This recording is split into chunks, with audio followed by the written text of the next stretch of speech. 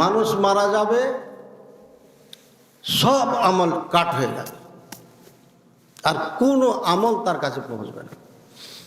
আপনার পিতা মাতা মরে গেছে, তাদের কাছে কোনো আমল যাচ্ছে না, মাত্র তিনটা।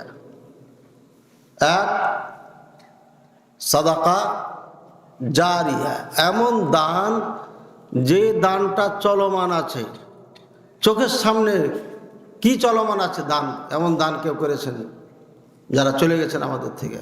চোখের সামনে কি আছে বলেন তো? চোখের সামনে কোনো কিছু দেখতে পাচ্ছেন সাদকা জারিয়ার কিছু আছেন? এই যে মসজিদ, এটা মসজিদ না, এটাই সাদকা জারিয়া। এই মসজিদ যতদিন এখানে থাকবে আর মানুষ সালাত পড়বে, ততদিন যারা একটা ইট দিয়েছে, যারা জমি দিয়েছেন, যারা কিচ্ছু দিতে পারে নাই, শরম দিয়েছেন, এখানে এক কি বলেন, ডালি বলেন নাকি? ডালি বা ওই যে মিস্ত্রিরা কি বলে ওটাকে, যেটাতে করে কড়াইতে করে সিমেন্ট দেয় না, আপনি কড়াইতে করে সিমেন্ট দিয়েছেন, বাইলচাতে এক বাইলচা বালু দিয়েছেন, মরে গেছেন। এই যে এখানে আনন্দ চিত্তে মহব্বতের সাথে অংশগ্রহণ করেছেন এই সাদকায়ে জারিয়ার কাজে, এটা যতদিন থাকবে যে পরিমাণ শরম দিয়েছেন ওই পরিমাণ নেকি আপনার আমল নামায় যেতে থাকবে, বলেন সুবহানাল্লাহ। দ্বিতীয় হচ্ছে ইলমিন ইনতাফা বিহি, এমন জ্ঞান যে জ্ঞান দিয়ে উপকৃত হবে। এখানে একটা বই লিখে গেলাম আমি, আর এই বই দ্বারা যতদিন পর্যন্ত মানুষ উপকৃত হবে, আজকে বক্তব্য দিয়ে গেলাম, এই বক্তব্য দিয়ে যদি কেউ উপকৃত হয়, যতদিন পর্যন্ত এই ইলম দিয়ে উপকৃত হবে মানুষ, ততদিন পর্যন্ত আমার আমল নামায় এটা যেতে থাকবে, বলেন সুবহানাল্লাহ। কটা গেল? এমন ইলম যদি থাকে আলহামদুলিল্লাহ, নাহলে সাদকায়ে জারিয়া তো করে দিতে পারবেন। তৃতীয় হচ্ছে ওয়ালাদিন সালিহিন ইয়াদউ লাহু, নেক সন্তান, যেই সন্তান দোয়া করে। আপনি কেমন সন্তান হলেন? আবার বলেন, এমন সন্তান যেই সন্তান নেক, ভালো, সৎ, এবং ইয়াদউ লাহু, পিতার জন্য দোয়া করে। যদি সৎ হয়, নেককার হয়, পিতার জন্য দোয়া করে, তাহলে পারে ওই পিতার আমল নামে জমা হতে থাকবে, বলেন সুবহানাল্লাহ। আর আপনারা এমন সন্তান যে আজকে আপনারা দোয়াই করেন না, এখানে 100 জনের মধ্যে 10 জন করেছেন, বাকি 90 জনই দোয়া করেন নাই পিতা মাতার জন্য। আমি শিখিয়ে দিচ্ছি, আজ থেকে ছাড়বেন না এটা। রব্বির হামহুমা, বলেন আমার সাথে, রব্বির হামহুমা কামা রব্বা ইয়ানি সগীরা। হে আল্লাহ, হে আমার রব, তুমি আমার পিতা মাতার প্রতি রহম করো, দয়া করো, ওইভাবে যেভাবে তারা আমাকে বাল্যকালে দয়া ময়া করে লালন পালন করেছিলেন। রব্বির হামহুমা কামা রব্বায়ানি সগীরা, আল্লাহ বাল্যকালে মার পেট থেকে বের হওয়ার পর থেকে নিয়ে পিতা মাতা যে আদর যত্নে স্নেহে ভালোবাসা মহব্বত দিয়ে আমাকে মানুষ করেছিল, লালন পালন করেছিল, ঠিক সেইভাবে দয়া দিয়া, রহম দিয়া, ভালোবাসা দিয়া আল্লাহ তাকে তুমি এই কবরে রাখো। এই দোয়াটা প্রত্যেকটি সালাতে যতক্ষণ না পড়বেন সালাম ফিরবেন না, মনে থাকবে? হ্যাঁ, তাহলে দোয়া করা হয়ে গেল। কবরে গেলেন না, আপনি যেতে পারলেন না, কিন্তু আপনি প্রত্যেকটি সালাতে সালাম ফিরানোর আগে এই দোয়াটা পাঠ করে সালাম ফিরবেন, নাহলে সালাম ফিরবেন না। আজকে নিয়াত করে ফেলেন, বুঝেছেন? পারবেন না ইনশাআল্লাহ? আজকে আমি যে বিষয়ে আলোচনা করব সেটা হচ্ছে এটাই, মৃত্যু। রাসূলুল্লাহ সাল্লাল্লাহু আলাইহি ওয়াসাল্লাম জাবে জানাজাতিন, একটি জানাজা নিয়ে আসা হলো। ইলা মাকবারা, মাকবারাতে ওয়ালাম মায়ুল হাত, কিন্তু এখনো কবর খনন শেষ হয়নি, এখনো কবর খনন শেষ হয় নাই। রাসূলুল্লাহ সাল্লাল্লাহু আলাইহি সাল্লাম বললেন, এবার বসে গেছেন। বসে যাওয়ার পরে একটা খড়ি নিয়ে এভাবে আনকুতু বিহিল আরদা, জমিনে এভাবে খোঁটরাচ্ছেন। খোঁটরা বুঝেন তো? খড়িটা নিয়ে এভাবে জমিনে এভাবে খোঁটরাচ্ছেন। কেউ যখন চিন্তা করে তখন জমিনে খড়ি নিয়ে দিয়ে এভাবে দাগ টানে, অথবা হাত দিয়ে দাগ টানে। দেখবেন চিন্তা করলে এভাবে খড়ি না দাগ টানে, খড়ি না দাগ টানতেছেন। টানার পরে এবার খোটানোর পরে উপর দিকে তাকালেন, দিয়া বলছেন সুবহানাল্লাহ। সাহাবায়ে কেরাম, ইস্তাইযু বিল্লাহি মিন আযাবিল কবরে, হে আমার সাথীরা, তোমরা আল্লাহর কাছে কবরে আযাব থেকে পানা চাও। ইস্তাইযু বিল্লাহি মিন আযাবিল কবরে, হে আমার সাথীরা, তোমরা কবরের আযাব থেকে আল্লাহর কাছে পানা চাও। হে আমার সাথীরা, তোমরা আল্লাহর কাছে কবরের আযাব থেকে পানা চাও। বলেন কয়বার বললেন? 3 বার বললেন। এরপরে বলছেন ইন্নাল আবদাল মুমিন ইযা ইনকাতা আনিদ দুনিয়া, যখন মুমিন বান্দা এই দুনিয়ার সময় সীমা শেষ করে ফেলে, তখন নাজালাত আলাইহি মালাইকাতুম, আল্লাহর পক্ষ থেকে অগণিত ফেরেশতার আগমন ঘটে। কান্নাউজুহুম শামস, তাদের চেহারাগুলো সূর্যের মতো আলোকিত। ওয়াফি আইদিহিম কাফানুম মিন কাফানিল জান্নাহ ওয়া হানুতুম মিন হুনুতিল জান্নাহ, আর প্রত্যেকের হাতে জান্নাতের একটা কাপড় থাকে, কাফন থাকে, আর একটা করে আতর থাকে। বলেন সুবহানাল্লাহ। মানুষ যখন মৃত্যু শয্যায় পতিত হয়ে যায়, তখন আল্লাহর পক্ষ থেকে অগণিত ফেরেশতার আগমন ঘটে। কত ফেরেশতা? মাদ্দাল বসার, যতদূর দৃষ্টি যায় ততদূর পর্যন্ত ফেরেশতা বসে আছে। প্রত্যেকটি সাদা দবদবে সূর্যের মতো। প্রত্যেকের হাতে একটা করে কাপড় আছে, জান্নাতি কাফনের কাপড়। প্রত্যেকের হাতে একটা করে সেন্ট আছে, খুশবু আছে, আতর আছে। চিন্তা করেছেন কত সুন্দর? এরপরে ইয়াতিহি মালাকুল মাউত, এরপরে মালাকুল মউত আসেন। সুম্মা ইয়াজলিসু ইনদা রাসিহি, এরপরে মালাকুল মউত এই লোকটার মাথার পাশে বসে যায়। মালাকুল মউত কার মাথার পাশে বসে? এই মৃত্যু ব্যক্তি যারা এখন মৃত্যুর শয্যায়, মৃত্যুর যখন সময় হয়ে যায়, তখন মালাকুল মউত, অর্থাৎ যাকে আমরা আজরাইল বলি, আসলে তার নাম আজরাইল না, এটা হচ্ছে অনেক আগেকার ভাষা ছিল ইহুদি খ্রিস্টানদের। ইসলাম আসার পরে কোরআনে তার নাম রেখেছে কি? মালাকুল মউত, মৃত্যুর ফেরেশতা। মৃত্যুর ফেরেশতা আসার পরে এখানে মাথার পাশে বসে যায়। এবার দেখেন কি ঘটছে। যিনি মৃত্যু ব্যক্তি, তিনি সবার দিকে তাকাচ্ছে, ছটপট ছটপট করছে। করে না? করে না? আল্লাহ বলছেন কাল্লা, সাবধান। ইদা বালাগাতিত তারাকি, যখন তোমার শ্বাস তোমার এই হুলকুমে চলে আসবে, যখন এই হুলকুমে চলে আসে, তখন এই মানুষটা ছটপট ছটপট করতে থাকে। পাশে যারা বসে থাকেন, ইলা মাররাক, আরে ডাক্তার কোথায়? ডাকো ডাকো, তাড়াতাড়ি ডাক্তারকে ডাকো, অবস্থা খুব খারাপ। ছেলে চিৎকার করে, মা তাড়াতাড়ি আসো, বাবার অবস্থা ভালো না। মেয়ে চিৎকার করে, মা তাড়াতাড়ি আসো, বাবার অবস্থা ভালো না। ভাই চিৎকার করে বলে, ভাই তাড়াতাড়ি আসো, ভাইয়ের অবস্থা ভালো না। বলে না? বলে না? ঘটে কি সময়? এই সময় তার জীবনটাই হুলকুমের এখানে চলে আসে।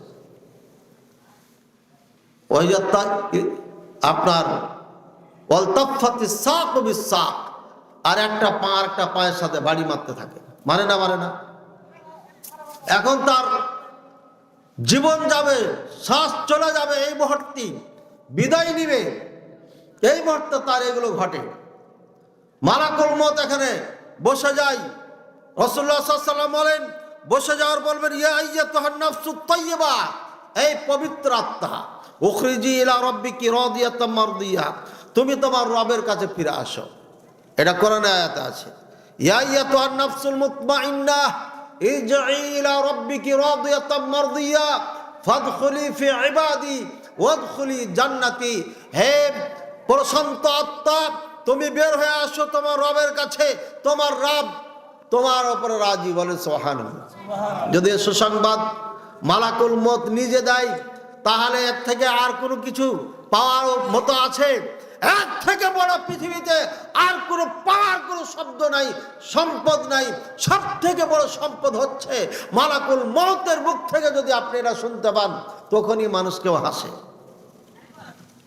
এদিকে কোটি কোটি ফেরেশতা অপেক্ষা করছে, আশ্চর্য হয়ে তাকায় থাকে তাদের দিকে।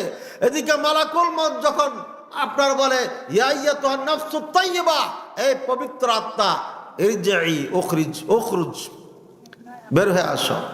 উখরুজ ইলা রাব্বিক, তোমার রবের কাছে আসো। ইলা রিদওয়ানিল্লাহ, আল্লাহ তোমার উপর রাজি, আল্লাহ তোমার উপর রাজি, তুমি টেনশন করে না, আসো। এভাবে ডাকতে থাকে। আল্লাহু আকবার। রাদিয়াতাম মারদিয়া, রাজি, রাজি হওয়ার মতো রাজি, একদম তোমার উপর সন্তুষ্ট। এরপরে আরো একটা আয়াত,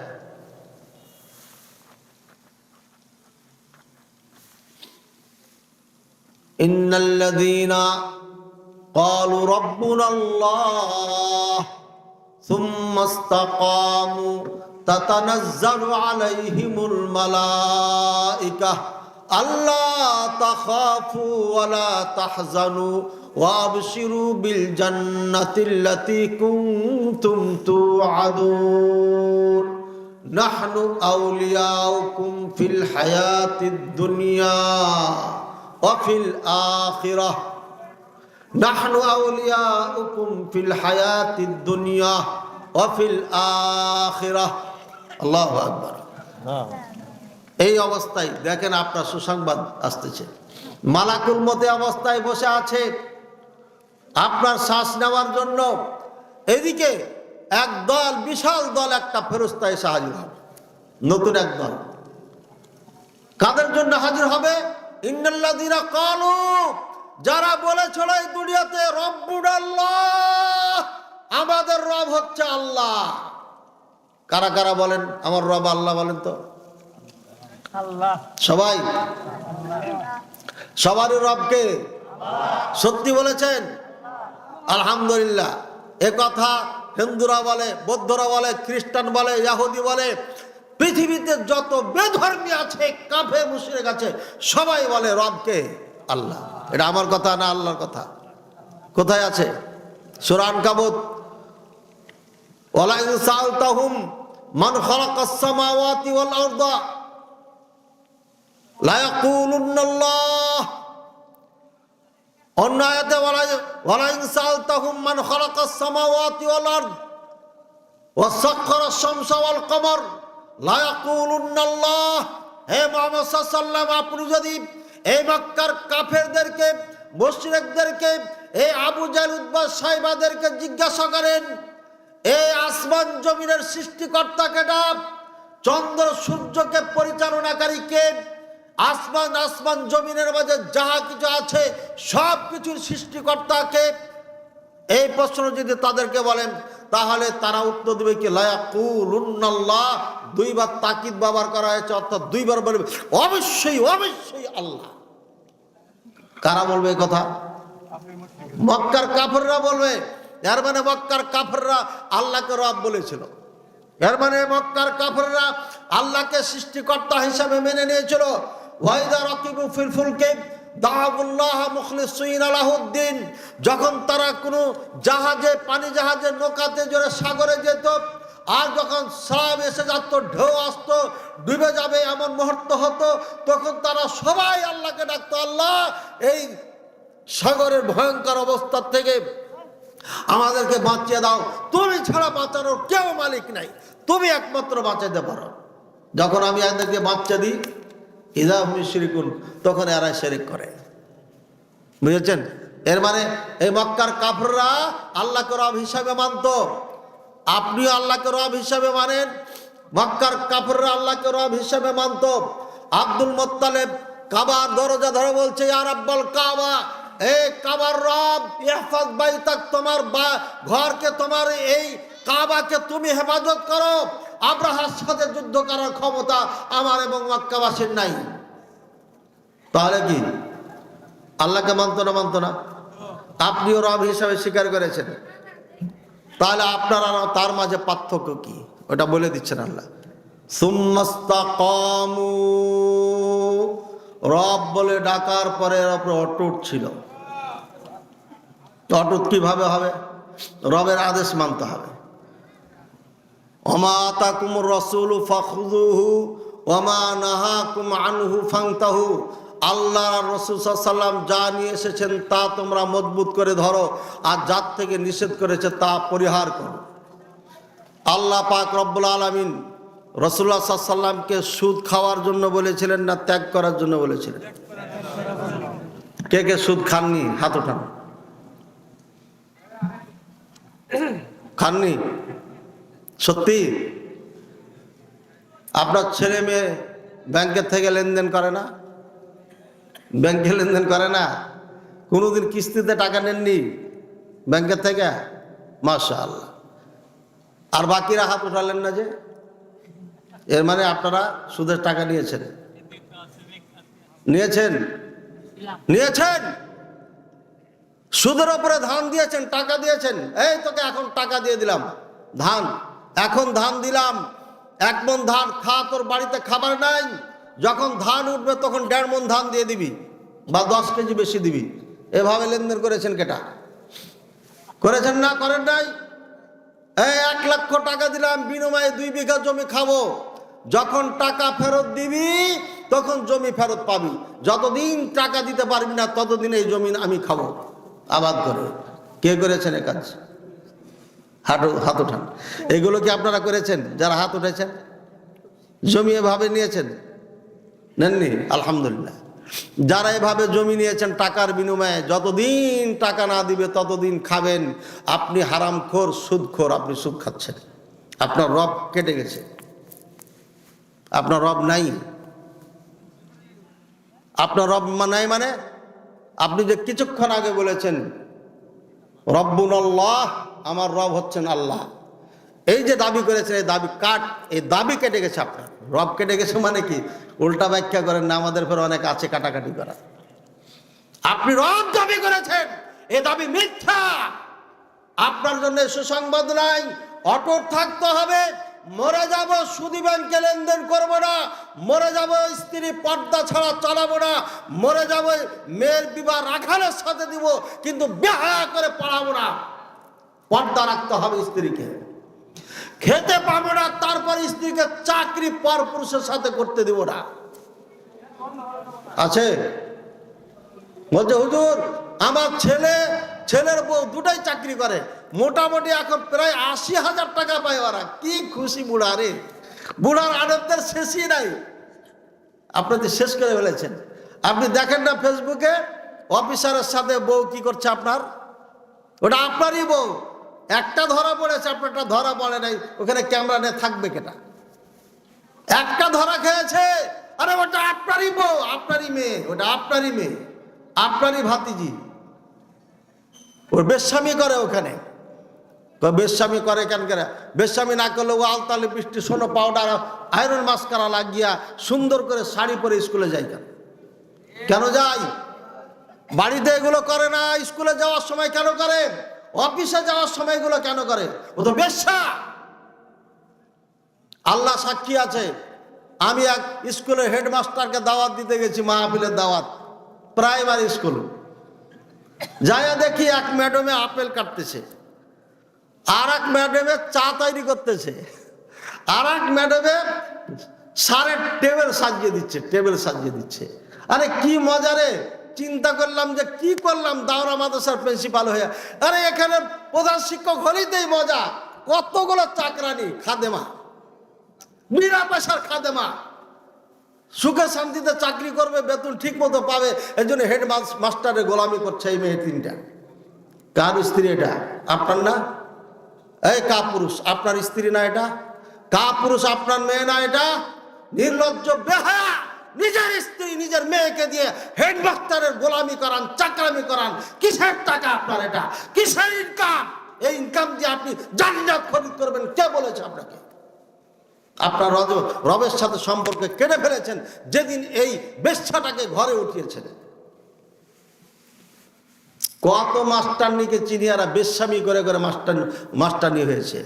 অফিসারকে খুশি করার পরে শিক্ষকতার চাকরি পেয়েছে, অফিসার হয়েছে। সবাই না, কিন্তু যারা ভালো ভালোই, কিন্তু আমি সবাইকে বলছি না। যারা এভাবে হেডমাস্টারের সাথে, আরে কত বড় বেওকুফ পুরুষ চিন্তা করেছেন, হেডমাস্টারের স্ত্রী থাকে চিটাগাঙে। স্ত্রী থাকে কোথায়? চিটাগাঙে। কেন? ওখানে মেয়ে পড়ে ভার্সিটিতে, চিটাগাং ভার্সিটিতে। মাস্টারের সাথে আপনার শিক্ষিকা 12 কিলোমিটার মোটরের পিছনে বসে বসে যায়। কত কিলোমিটার? 12 কিলোমিটার রাস্তা হেডমাস্টারের মোটর সাইকেলে বৈশা এই মেয়েটা যায়। একদিন নয়, 2 দিন নয়, যুগের পর যুগ, বছর না, যুগের পর যুগ যাচ্ছে। অর্থাৎ আজ থেকে প্রায় আমার সাথে যেটা দেখেছিলাম সেদিন হচ্ছে কতদিন, এই মোটামুটি 14-15 বছর হয়ে গেল। এই 14-15 বছর থেকে হেডমাস্টারের মোটর সাইকেলে যাতায়াত করে এই কাপুরুষ তোমার স্ত্রী। তোমার স্ত্রী। তুমিও থাকো না, তুমি বলে ঢাকায় থাকো নাকি? তুমি নাকি কোন কোম্পানিতে 70,000 বেতন পাও, আর তোমার স্ত্রী ওখানে 12, 13, 20,000 টাকা বেতন পাই, আর হেডমাস্টারের মোটর সাইকেলে উঠে যায়। আরে এত আল্লাহর ওলি আপনার স্ত্রী, আল্লাহর ওলি এত হলে পারে তো পর পুরুষের মোটর সাইকেলে জীবনে উঠতো না, জীবনে উঠতো না। ভালো স্ত্রী কখনো পর পুরুষের মোটর সাইকেলে উঠতেই পারবে না। চ্যালেঞ্জ করে দিলাম আপনাকে। যেই নারী পবিত্র, বুকে হাত দিয়ে জোর ভাবে বলতে পারবে জোর গলায়, আমি পবিত্র, আমাকে কোনো পর পুরুষে স্পর্শ করে নাই, সে কোনোদিন পর পুরুষের সাথে মোটর সাইকেলে উঠতেই পারে না। তারপরও হেডমাস্টারের ঘাড়ে হাত দিয়ে চলে। কত হেডমাস্টারের শুক্রে ভাই, তার স্ত্রী চিটাগাঙে থাকে, আর জুয়ার আরেকজনের স্ত্রীকে নিয়েও প্রতিদিন স্কুলে যায় আর আসে। এই সমাজ কিচ্ছুই বলে না, যে এটা চলে, এটা ব্যাপারই না। এটাই সম্মানী শিক্ষিকা, এই সমাজের ভদ্র শিক্ষিকা এটাই। এই কারোর সঙ্গে কথা বলে না, বাড়ির থেকে বের হয় না, বলছে এর থেকে ভদ্র মেয়ে এই এলাকাতে নাই। ও তো ভদ্র হবে, ও তো আছে ওর সাথে। তো আপনার সাথে কথা বলা দরকার কি? আপনার সাথে কথা বলা দরকার নাই। বেশি হয়ে গেল নাকি বলা? কি আশ্চর্য হচ্ছেন? আমি কি মিথ্যা বললাম না সত্য বললাম? আমি চোখে দেখা কথা বলছি, চোখে দেখা কথা বলছি। যদি আপনি বলেন বিশ্বাস না করেন, আপনাকে নিয়ে যাও স্কুলে বসাই দেবো, আপনি খালি দেখেন। খেপা টেপা পাগলা টাগলা সাজা বসে থাকেন, দেখেন কি চলছে দেশে এটা। আর এই যে শিক্ষকের আন্দোলন করছে, কত শিক্ষিকা যে কত শিক্ষকের সাথে জঙ্গলে গেল আল্লাহ ভালো জানে, কত যে কে নাম্বার দেওয়া দিয়ে করেছে এটা আল্লাহ ভালো জানে। এটা হয়তো পরে বের হবে, পরে বের হবে, এটা এত তাড়াতাড়ি বের হবে না। লেখাপড়া বাদ দিয়ে আন্দোলন চলে। শিক্ষকেরা সম্মানী। আমি একজন টিচার, এখান থেকে ওয়াজ করে যে সকাল 8টার থেকে আবার পড়ায় 1টা পর্যন্ত। শিক্ষক সম্মানী, এটাই সব থেকে তার জন্য পাওয়া। প্রত্যেকটি শিক্ষক যারা সরকারি চাকরি করে সবাই সুখে আছে, আছে না নাই? প্রাইমারি থেকে নিয়ে কলেজ ইউনিভার্সিটি পর্যন্ত প্রত্যেকটি টিচারের বাড়ি আছে। কেউ ফকিন্নি হয়ে নাই, কেউ ফকির হয়ে নাই। তারপরে এই অবস্থায় কেন এভাবে আন্দোলন করতে হবে? ছাত্ররা শিক্ষকের সম্মান মর্যাদা রক্ষার্থে বলেছে আমাদের শিক্ষকদের অধিকার চাই। অধিকার নেওয়ার কি সময় ছিল না? এর আগে 55 বছর আপনারা গোলামি করেছেন, এদেশে সন্তানদেরকে তৈরি করেছেন, শিক্ষা দিয়েছেন, এখন কেন গন্ডগোল লাগাইলেন আপনারা? দেশের এমন অবস্থায় কেন গন্ডগোল লাগাচ্ছেন আপনারা? আপনারা তো শিক্ষিত, এদেশকে এগিয়ে নেবেন। আপনার সন্তানকে বলবেন ডাক দিয়া, এই তুমি সচিবালয় থাকো, তোমার দ্বারা যেন দুর্নীতি না হয়। তুমি অমুক জায়গায় থাকো, তোমার দ্বারা যেন দুর্নীতি না হয়। তুমি অমুক জায়গায় থাকো, তোমার দ্বারা যেন কোনো সমস্যা না হয়। দেশকে এগিয়ে নিতে হবে, দেশকে রক্ষা করতে হবে। এই ওসিয়াত আপনার ফোনের মাধ্যমে হওয়ার কথা ছিল। আর গঠনমূলকভাবে সরকারের কাছে স্মারকলিপি দিয়ে দরখাস্ত করে আবেদন করে হক আদায় করে নেওয়া উচিত ছিল। আপনার ছাত্র সচিবালয় আছে, আপনার ছাত্র ডক্টর ইউনূস, আপনার ছাত্র সবাই, সমস্ত উপদেষ্টা আপনার ছাত্র। এরা কেউ অশিক্ষিত নাকি? এদের টিচার কেউ ছিল না? আপনারা গঠনমূলক তাদের থেকে দাবি করেন, হক আদায় করেন। রাস্তা বন্ধ করলেন কেন? আপনি শিক্ষিত মানুষকে কষ্ট দিলেন কেন? আল্লাহ তাআলা বুঝার তৌফিক দান করুন। কি বুঝাইতে চাইলাম, এ দেশের মানুষ ছোট বড়, শিক্ষিত অশিক্ষিত সবাই সমান হয়ে গেছে, পার্থক্য নাই। ভাইয়ের আমার, আমরা আল্লাহকে রব হিসেবে মেনেছি। রব কাকে বলে এটা চিনি না, রবকে কিভাবে মানতে হবে এটা আমাদের জানা নাই, যার কারণে আজকে মন যেমনে চাই তেমনে চলি। আমি মেয়েদের শিক্ষার বিপক্ষে বলিনি। আমার মেয়ে তিনটি, একটি বিবাহ দিয়ে দিয়েছি, আলহামদুলিল্লাহ। খুবই সুখে শান্তিতে আছে, খুবই ভালো জামাই, দিনদার পরেশগার। আমি পারিবারিক ওয়াজ মাহফিল করি না, কিন্তু আলহামদুলিল্লাহ অনেক সুখে আছে। ম্যাট্রিক দাখিল পরীক্ষা দিবে, 1 মাস আগে আমি বিয়ে দিয়ে দিয়েছি মেয়ে জামার সাথে মোবাইলে কথা বলতে বলতে আমি ভাবলাম যে মেয়ে ফেল করবে, দেখলাম যে A+ পেয়ে গেছে, আলহামদুলিল্লাহ।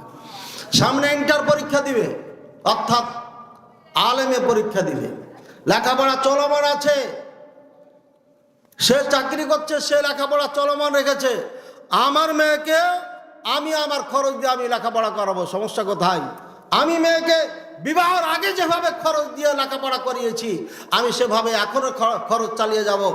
আর আপনার ছেলেকে আপনি পড়াশোনা যেভাবে করিয়েছেন টাকা খরচ করে, আপনিও টাকা খরচ করে পড়াইতে থাকেন, তাহলে বিয়ে হয়ে গেল, দুজন পাক পবিত্র থাকলো, ইমান নিয়ে থাকতে পারলো, ইমান আমলের সাথে চলতে পারলো। এদিকে সন্তান হয়ে গেছে, নানাও হয়ে গেছি, কি মজা! নানা হলে একটা মজা আছে, এটা নানা ছাড়া কেউ বুঝে না। নানা হয়ে গেছি, এই নানি আমার নাতনি, এটা এই নাতনি আপনার 15 বছর 16 বছর যখন বয়স হবে তখন বিয়ে দিয়ে দেব। একটার গাছ ডাল বেড়ে গেল, এটাও এক আনন্দ। আর একটা নাতি জামাই পেয়ে যাব, আচ্ছা বলবে নানা আসসালামু আলাইকুম, বলবে না? আর আপনার মেয়ে এখন ডিগ্রি পাস করেছে, অনার্স পাস করেছে, মাস্টার্স করেছে, যখন BCS ক্যাডার হবে, কি হবে। আর এই যে পাইকা গেল, যে আর সব যে পাইকা গেল, কখন বিয়ে দিবেন আপনি? 30 বছর পরে বিয়ে দিবেন, বুড়া করে বিয়ে দিবেন। আপনার রবের সাথে সম্পর্ক যেটা ছিল কাট হয়ে গেছে, কাট। আপনি মেয়েকে হাতে ধরে জেনে শুনে বেশ্যা বানিয়েছেন। আপনি মেয়ে বিয়ে সময় হচ্ছে, যখনই বালেগ হবে, সুপাত্র পেলে সাথে সাথে বিয়ে দিতে হবে, সাথে সাথে বিয়ে দিতে হবে। কিসের 18 বছর বয়স? এটা পাশ্চাত্যের আইন। এই আইনকে আমরা চালানোর দাম দিই না, এই আইনের কোনো দাম শরীয়তের মধ্যে নাই। রমনা পাক গরম করবে, নাপাক করবে। 16, 17, 13 বছরের মেয়েরা, 14 বছরের মেয়েরা, 17 বছরের মেয়েরা, আর বিয়ে দিলে পারে পুলিশ দড়িয়ে এসে তাদেরকে গ্রেপ্তার করে বিয়ে নষ্ট করে দেন। জালেমের দল কোথাকার! কিসের আইন এটা? সরকারের সব আইন মানবো, যেটা কোরআন সুন্নাহ অনুযায়ী থাকবে, যেটা কোরআন সুন্নাহর বাইরে যাবে। আমাদের কাছে চারানা এই আইনের কোনো দাম নাই, চারানাও দাম নাই। আগো দিনে কালো দিব না, কখনো দিব না। ফাঁসির কাঠগড়ায় ঝুলবো, তবে এই পাশ্চাত্যের গোলামি করবো না, এদের আইন মানবো না, কখনো মানবো না ইনশাআল্লাহ। আপনি কিসের রব হিসাবে আল্লাহকে মেনেছেন? আপনি রবের কি মানেন? আপনার মেয়েটা আমার বাড়িতে এসে স্ত্রীকে বলেছে, আমার মাস্টার, টিউশনি মাস্টার আমাকে ধর্ষণ করেছে। প্রাইমারির শিক্ষিকা আমার মা, তাকে যে বললাম, মা আমাকে আমার টিউশনি মাস্টার ধর্ষণ করেছে, আমি দলিল দিতে পারবো না, তবে আল্লাহ সাক্ষী আছে, আমার স্ত্রীকে মেয়েটা কেঁদে কেঁদে বলে গেছে। মা বলেছে, ওই শিক্ষকের কাছে তোমাকে পড়তে হবে, ওই শিক্ষক তোমাকে ইস্টাবলিশ করতে পারবে। বলেন নাউজুবিল্লাহ। কত নিম্ন শ্রেণীর মা, কত পচা মা, কত নোংরা মা হলে পারে, কত নম্বরের বেশ্যা মা হলে পারে মেয়ের এই কাজকে, কর্মকে সাপোর্ট করতে পারে, আর ওই টিচারের কাছে আবার পড়তে বাধ্য করতে পারে। চিন্তা করেছেন? এবার আর একজন কলেজে ডাক্তারি পড়তেছে, বলছে আমি যখন ইন্টার পাস করি আমরা দুইজনই মা বাপকে বলেছি বিয়ে দিয়ে দেন, বিয়ে দেয় নাই।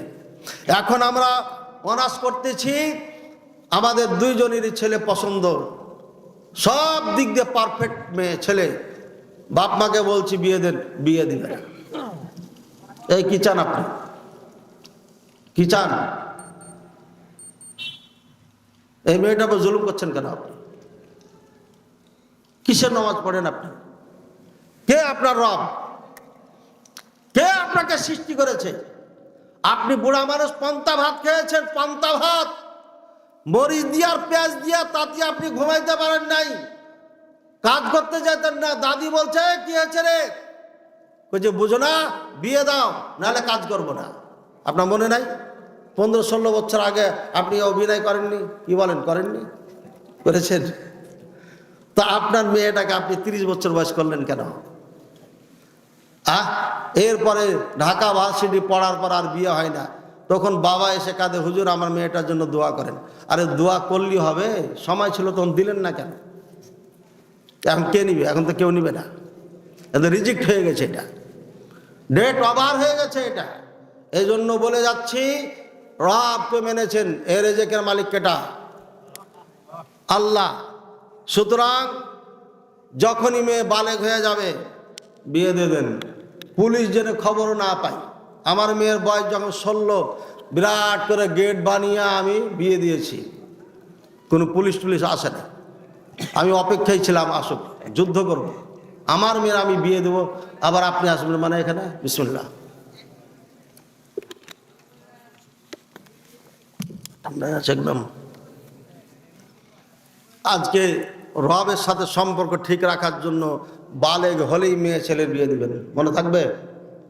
একটা দিলাম, কখনো সুদ খাবেন না, মরে যাবেন সুদ খাবেন না। আগেকার আমাদের এই যে বাপ দাদারা চাচারা আছেন এখানে, না খেয়েছিলেন, ছিলেন না? আমি তো না খেয়ে থেকেছি, সারা দিন খাই নাই। রাত 12টায় ঘুম আসে না, মাকে উঠাচ্ছি, মা উঠেও, কেন রে বাবা? চলেন বাইরে যাব। বাইরে আগিরাতে গলিতে বের হয়েছি, তো আমি টান দিয়ে পাশের বাড়িতে নিয়ে যাচ্ছে, ওরা ধনী মানুষ আমাদের থেকে, ওদের রাত্রে ভাত পাক হয়েছে, খেয়েছে ওরা, আমি জানি, কিন্তু আমাদের বাড়িতে ভাত পাক হয়নি। আব্বা একজন আলেম মানুষ, অল্প বেতনে চাকরি করেন, 7টা সন্তান, সমস্যা আছি। এটা কত সালের? আমার মনে হয় আপনার এই 82-83 দিকে হবে, ছোট্ট কিন্তু আমার মনে আছে। একটু গরম পানি রাখবেন, এটা ঠান্ডা পানি খেয়েছিলাম তো সমস্যা হয়ে গেল। তো যা হোক, আম্মা বললেন যে এ সময় যাওয়া যাবে না বাবা, রাত অনেক ঘুমিয়ে গেছে সবাই। ফিরে এসে আবার চাউল ভাজা খাওয়ালেন আমাদের। এরকম যায়নি দিন আপনাদের? টাঙ্গাইলে মানুষের কাউরে দিন যায়নি এরকম? যাই গেছে? গেছে না জানি না, সবাই ধনী আপনার তো আবার ব্যবসায়ী। হ্যাঁ, শাড়ি বানিয়ে বানিয়ে আমাদের ওখানে দেন, এখানে 200 টাকা, আর ওখান থেকে 700 টাকা নেন আপনারা, বুঝলেন? আপনারা হয়তো দিন দেখেন নাই, দেখেছেন তো স্বীকার করেন না কেন? হাজার না লক্ষ বাড়িতে খাবার ছিল না, 2 টাইম খাবার খেয়েছে। অনেকদিন সারাদিন খানা খায় নাই, মা বোনদের কাপড় ছিল না, শীতের চাদর পরে থেকেছে, একটা কাপড়ে পার করেছে, রাত্রে ধুয়ে দিত, আর ওটা রাত্রে শুকাইয়া দিনে পড়তো, এমন গেছে না যায়নি? ভাইয়ের আমার, সেই দিন তো এখন নাই। এই বাংলাদেশে আমার ধারণা মতে এমন একটি ফ্যামিলি নাই যেই ফ্যামিলিটা সারাদিনে 2 বার খেতে পায় না। প্রত্যেকটি ফ্যামিলি খেতে পায়। তাহলে এত সুদী ব্যাংক বাংলাদেশে চলে কেমনে? এত ইহুদি খ্রিস্টানদের ব্যাংক চলে কেমনে? আরে ব্র্যাক ব্যাংকে গোটা দেশ খরিদ করে নিচ্ছে, দিনের পর দিন তারা বিঘার পর বিঘা, হাজার হাজার বিঘা জমি ক্রয় করে নিয়েছে বাংলাদেশে, ইউনিভার্সিটি বানিয়েছে, স্কুল বানিয়েছে। আর কত বছর যাওয়ার পরে হয়তো বলবে পুরো দেশটাই আমাদের। যেভাবে ইংরেজরা ভারতে এসে ব্যবসার নাম দিয়ে ভারত দখল করেছিল, তারাই সেই খুবটাই করছে, এদেশকে খ্রিস্টান বানাচ্ছে। বছরে 2 লক্ষ খ্রিস্টান হচ্ছে, আর আমরা মুসলমান মারামারি করছি। যা হোক ভাইয়ের আমার, অকালু সুম্মাস্তাকামু, এরপরে আল্লাহকে রব মেনে নেওয়ার পরে অটুট থেকেছে। এখান থেকে বিচ্ছিন্ন হয় নাই। যদি এমন হয় মালাকুল মউত এসে আছে, এখন মৃত্যু সজ্জায় ছটফট করছে এই লোকটা, খুবই যন্ত্রণা। রাসূলুল্লাহ সাল্লাল্লাহু আলাইহি ওয়াসাল্লামের মৃত্যুর সময় রাসূলুল্লাহ সাল্লাল্লাহু আলাইহি ওয়াসাল্লাম পানি নিচ্ছেন আর চেহারা মোবারকে দিচ্ছেন। ফাতেমা রাদিয়াল্লাহু তাআলা আনহা দৌড় দিয়ে আসে, বলছেন ওয়া সাকারাতুল মউত ইয়া আবি, হে আমার পিতা। আল্লাহ রাসূল সাল্লাল্লাহু আলাইহি ওয়াসাল্লাম মৃত্যুর কত যন্ত্রণা, বাপের মৃত্যুর যন্ত্রণা দেখে সে বুঝতে পারছে অনেক যন্ত্রণা হচ্ছে। মায়েশা রাদিয়াল্লাহু তাআলা আনহা বলছেন, যখন আমি রাসূলুল্লাহ সাল্লাল্লাহু আলাইহি ওয়াসাল্লামের মৃত্যু যন্ত্রণা দেখেছি, সেদিন থেকে কাউরির মৃত্যুর কষ্ট হলে আমি আর খারাপ মনে করতাম না। যেমন আমরা এখন কাউরি যদি মৃত্যুর সময় কষ্ট পায়, আমরা মনে করি একে আল্লাহ শাস্তি দিচ্ছে তার পাপের কারণে, কিন্তু আসলে এটা নাই। হতে পারে এই শাস্তি তার আখিরাতে কল্যাণ হবে, হতে পারে এই শাস্তি দিয়ে তার গুনাহগুলো মাফ হয়ে যাচ্ছে। এই জন্য ঠাট্টা মস্করা করার সুযোগ নাই। আপনি নিজের চিন্তা করুন আপনার মৃত্যু কিভাবে হবে।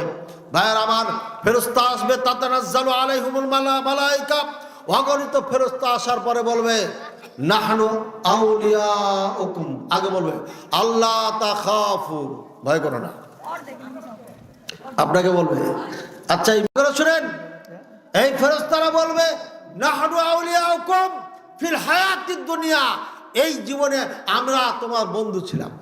আপনার বন্ধু আছে, বুঝছেন? সেদিন ডাকাতের সামনে পড়ে গেলাম, 3 জন ডাকাত অস্ত্র নিয়ে আছে। সেদিন হাঁটতেছিলাম, গাড়ি ছিল না, চারিদিকে কুশর খ্যাত, আখের খ্যাত, গ্রামের সবাই নিষেধ করেছিল যায় না এখান দিয়ে। ডাকাত যখন সামনে দেখলাম, আসসালামু আলাইকুম ওয়া রাহমাতুল্লাহ জোরে করে সালাম দিলাম, ডাকাত যেখানে ছিল ওখানে দাঁড়িয়ে থেকে গেল। কে হেফাজত করেছেন? আল্লাহ হেফাজত করেছেন, আল্লাহ তাআলা হেফাজত করেছেন। আপনারা জানেন চাঁপাইনবাবগঞ্জ থেকে কিছুদিন আগে আমরা মাহফিল করে যাচ্ছিলাম, ভয়ঙ্কর রাস্তা ছিল, সবাই নিষেধ করেছে এই রাস্তা দিয়ে যাওয়া যাবে না। আর আমার পার্শ্ববর্তী থানার অবস্থা আমি জানি, এখানে কোনো সময় রাত করি না, দিন দিনে পার হয়ে যায়, কারণ চারিদিকে আমবাগান। একটা মানুষকে রাস্তার থেকে টেনে নিচে নামাই দিলে আর কোনোদিন খুঁজে পাবেন না। হাজার হাজার বিঘা জমিতে আমবাগান, কোনোদিন সময় হলে সাপাহাত পোরশা যে দেখে আসবেন, আমবাগান আর আমবাগান, চারিদিকে আমবাগান। খালি টান দিয়ে নিচে নামাইতে পারলে আর আপনাকে খুঁজে পাওয়া যাবে না, এত গহীন জঙ্গল হয়ে আছে, কোনো মানুষজন নেই। সন্ধ্যার পরে ডাকাতি হয়, পুলিশ ভাইয়েরা যায় না। ভাইয়ের আমার, সবার নিষেধের পরে আমি বললাম, আল্লাহ বলেছেন ওয়াল্লাহু ইয়াসিমুকা মিনান নাস, আল্লাহ বলেছেন হে মুহাম্মদ তোমাকে মানুষ থেকে আমি রক্ষা করব। আমরা মুহাম্মদ সাল্লাল্লাহু আলাইহি ওয়াসাল্লামের হচ্ছি ওয়ারিস, আমরা তারই জন্য দাওয়াতি কাজ করে বেড়াচ্ছি। আল্লাহ আমাদের হেফাজত করবেন, টেনশন করিয়েন না। আমি নিজে ড্রাইভ করতেছিলাম, বিপজ্জনক কোথাও রাস্তা হলে আমি নিজে ড্রাইভ করি, কারণ আমি আলহামদুলিল্লাহ আন্তর্জাতিক মানের ড্রাইভার, বিদেশে গাড়ি চালিয়েছি, দেশে গাড়ি চালাইতে পারি, যার কারণে বিপজ্জনক রাস্তা হলে আমি নিজে ড্রাইভ করি। আর সব আপনার লাইভ দিয়েছিলাম, আমরা লাইভ দিতে দিতে একটা জায়গায় আসলাম, দেখলাম যে আর একটা গাড়ি দাঁড়িয়ে আছে, ওটাও বক্তা, আমার ক্লাসমেট বাল্যকালের, একই এলাকায় বাড়ি। দোস্ত যাইবা, বলছে একটু দেরি হবে, আর একজন বক্তাকে সিএনজি করে পাঠিয়ে দেবো। বললাম আমার গাড়িতে দিয়ে দাও, আমি মাদ্রাসায় রেখে দেবো, সকালে চলে যাবে। বলছে না, ওকে রাতেই যেতে হবে। যা হোক, আমি ওখানে মোটামুটি 5 মিনিট দেরি করেছি, 5-7 মিনিট, বেশি না। এরপর আবার গাড়ি টান দিলাম, সামনে দেখলাম একটা সিএনজি আর 4-5টা লোক বসে আছে দোকানে। গাড়ি আমাদের 100-100তে ছিল, 100 নিচে না, ওপরেই ছিল, কম না। পুরো রাস্তা ফাঁকা, এ সময় আপনি কোনো মানুষই পাবেন না এমন রাস্তা। ভাইয়ার আমার, চলে আসলাম। সকালে আমাকে বলল 5 মিনিট আগে আপনারা সারাইগাছির থেকে যখন আসেন, আপনাদের লাইভ দেখেছি, 5 মিনিট আগে ডাকাইতে হয়েছে। 5 মিনিট, এর মানে ওই বাজারে আমরা যে 5-7 মিনিট দেরি করেছি, ওটা আল্লাহ করাইছেন। বলেন সুবহানাল্লাহ, আল্লাহ হেফাজত করেছেন। আল্লাহ তাআলা দুনিয়াতে হেফাজত করবেন, এটা ফেরেশতা নিযুক্ত করে রেখেছে। ডাকাতের সামনে দাঁড়িয়ে যাবে, চোখ দিয়ে দেখতে পাবে না, আপনি পার হয়ে চলে যাবেন। আল্লাহ আল্লাহ তাআলা মৃত্যুর সময় ফেরেশতা পাঠিয়ে দিচ্ছেন আর বলছে নাহনু আউলিয়াউকুম ফিল হায়াতিদ দুনিয়া, এই দুনিয়ার জীবনে তোমার বন্ধু ছিলাম আমরা। চিন্তা করেছেন আপনি কাকে বন্ধু বানান? ওসি সাহেবকে, এসআই সাহেবকে, এমপি সাহেবকে, মন্ত্রী সাহেবকে? জিনা, এই বন্ধু আপনাকে আরো বিপদে ফেলবে।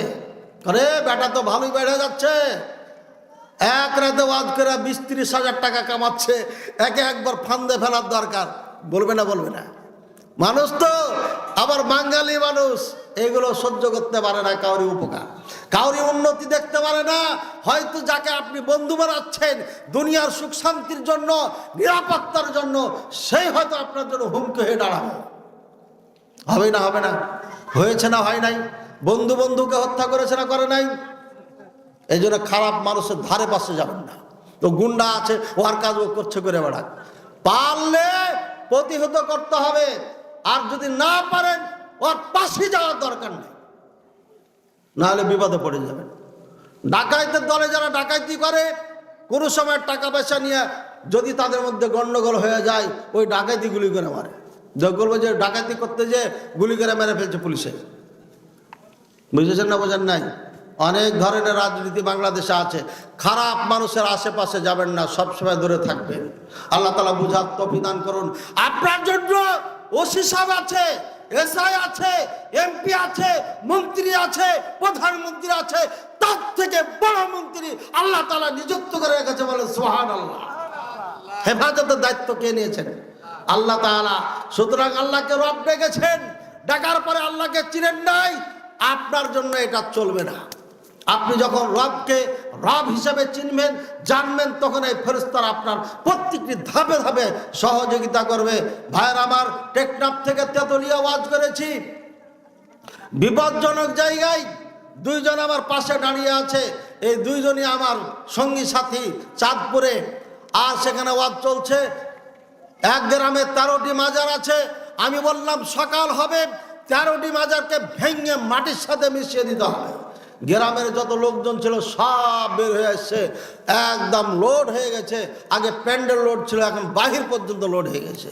এই হুজুর বলে কি, যুগ যুগ ধরে আমরা মাজার পূজা করে আসছি, বাবাদের কাছে চাই, সিন্নি দিই, মিষ্টি দিই, টাকা দিই, পয়সা দিই, চাদর দিই, উরুস মোবারক করি, সত্য এত কিছু করি, আলেম ওলামারা আমাদের পরিচালনা করে। আর এ কোথার থেকে এসে পারে মাজার ভাঙতে বলছে? কত সাহস! আমাকে কানে কানে বলছে অবস্থা বেশি ভালো না, বন্ধ করে দিলি ভালো হবে। আমি তাদের কথা বল না শুনে চালিয়ে গেলাম। সময় মতো ওয়াজ করে শেষ করে হেঁটে বাড়িতে চললাম, বাড়িতে থাকলাম। ফজরের সালাত পড়ে আমি রওনা করে চলে আসলাম। আজ পর্যন্ত কারোর সঙ্গে দেখাই হয়নি যারা আমাকে আঘাত করবে। বলেন আলহামদুলিল্লাহ। কে হেফাজত করেছে? আল্লাহ হেফাজত করেছে। এর থেকে কঠিন ভয়ঙ্কর মাহফিল করে বাড়িতে চলে আসিছি, কোনো মুলবির বাচ্চা সামনে দাঁড়িয়ে কথা বলারও সাহস হয় না। যারা বলেছে দূর থেকে বলেছে, বলেছি কথা, চুপ মেরে চলে গেছে। আজও বলছি, পৃথিবীর এমন কোনো কথা নাই এই স্টেজে বসে চারে বসে বলতে পারবো না ডক্টর ইউনূস থাক আর ডক্টর ইউনূসের থেকে বড় কোনো নেতা থাক, আমরা তাদেরকে 4 পয়সাও দাম দিই না।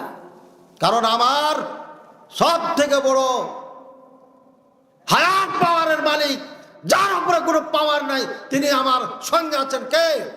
আল্লাহ পাক রব্বুল আলামিন। আমি আপনাকে ভয় করবো কিসে? ভয় করার প্রশ্নই আসে না।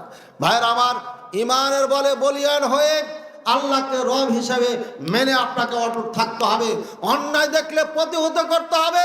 অন্যায়ভাবে একটা লোকের উপর জুলুম করছে, ঝাঁপিয়ে পড়তে হবে। আপনি যদি মারা যান, আল্লাহ আপনাকে শহীদ মর্যাদা দিবেন। বসে থাকার সুযোগ নাই। কাপুরুষের মতো তাকায় থাকবেন না।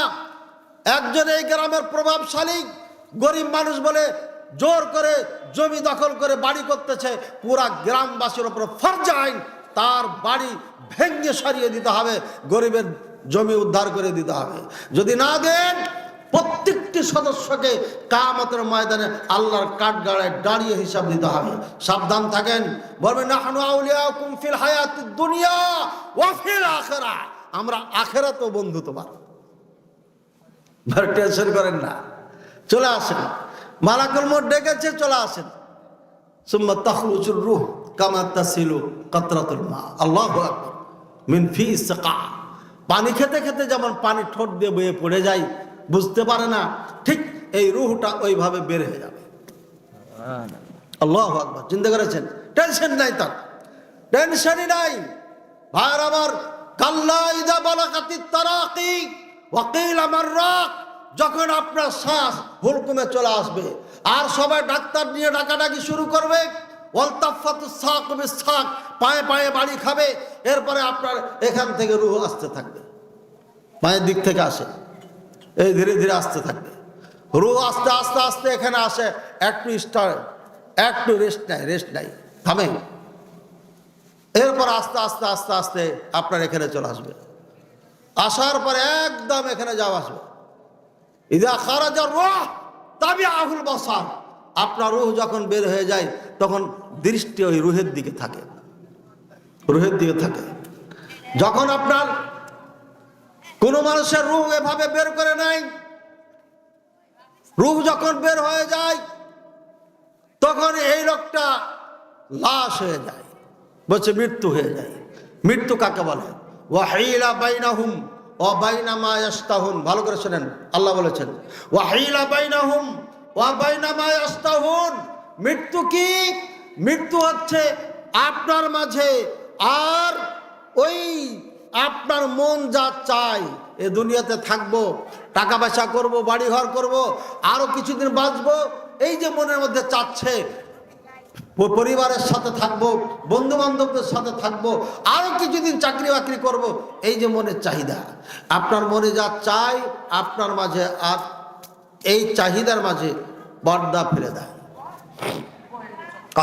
কাট করে ফেলে, আপনার জীবন আর নাই, শেষ, বের হয়ে যায় রূহ।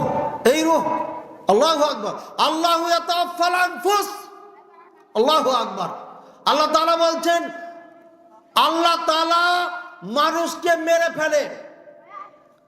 ফেলে কখন? যখন ও ঘুমায়, ঘুমানোর সময় মরে যায়, এর রূহগুলো বের হয়ে চলে যায়। বের হওয়ার পরে রূহের জগতে যারা আছে, যারা মারা গেছে, ইল্লিনা আছে, ওদের সঙ্গে সাক্ষাৎ হয়। যে আমরা ঘুমিয়ে যাই না, আমি কোরআনে আয়াতটা অনুবাদ করে দিচ্ছি, আল্লাহু ইয়াতাওয়াফাল আনফুস হিনা মাউতিহা। ও যখন ঘুমিয়ে যায় তখন এই রূহটা বের হয়ে যায়, রূহটা বের হয়ে চলে যায় কোথায়? ওই রূহের জগতে যেখানে ছিল। তারপরে তাতালাক্কা আন্ডাল আরওয়া তাতালাক্কা বাদুহুম বাদা, একটা আর একটার সাথে সাক্ষাৎ হয়, কথাবার্তা হয়। কথা বুঝেছেন? আল্লাহু আকবার। একটা রূহ দেখা করে। এই যে আপনার এখানে আপনার বন্ধু মারা গেছে কিছুদিন আগে, ওর কাছে যে দেখা করবেন আপনি, এই যে ঘুমিয়ে গেছেন, আপনার রূহ যে দেখা করে, দোস্ত কেমন আছো, কি হালচাল, কথা হয়। এরপরে আল্লাহ বলছেন, আমি যাকে চাই তারে রূহ ফেরত দিয়ে দিই, আর যাকে চাই না তার রূহকে আটকায়া দিই, এখান থেকে তার জীবন শেষ হয়ে যায়। এই জন্য অনেক মানুষকে দেখবেন ঘুমাইছে, ঘুমার পরে আর সেই উঠে নাই, জাগে নাই, কথা বলে নাই, কাউরি দেখে নাই। ভাইয়েরা আমার, মৃত্যু হচ্ছে এটা সর্বপ্রথম মৃত্যু। যখন মানুষ ঘুমায় যায় তখনই মৃত্যু হয়ে যায়। আল্লাহ যাকে চান তাকে রূহ ফেরত দেন সীমিত সময়ের জন্য, আর যাকে চান না তার রূহকে আটকায়া দেয়, আর কোনোদিন ফিরায়া দেয় না। বলে সুবহানাল্লাহ। মৃত্যু প্রস্তুত আছেন না? নাই? মরতে রাজি আছেন তো? তাতানাজ্জালু আলাইহিমুল মালা আল্লা তাখাফু ওয়া লা তাহজানু ওয়া আবশিরু বিল জান্নাতিল্লাতী কুনতুম তুআদুন। এই ফেরেশতারা বলবেন, সুসংবাদ তোমার জন্য, ওই জান্নাতের যেটা তোমার সাথে ওয়াদা করা হয়েছিল।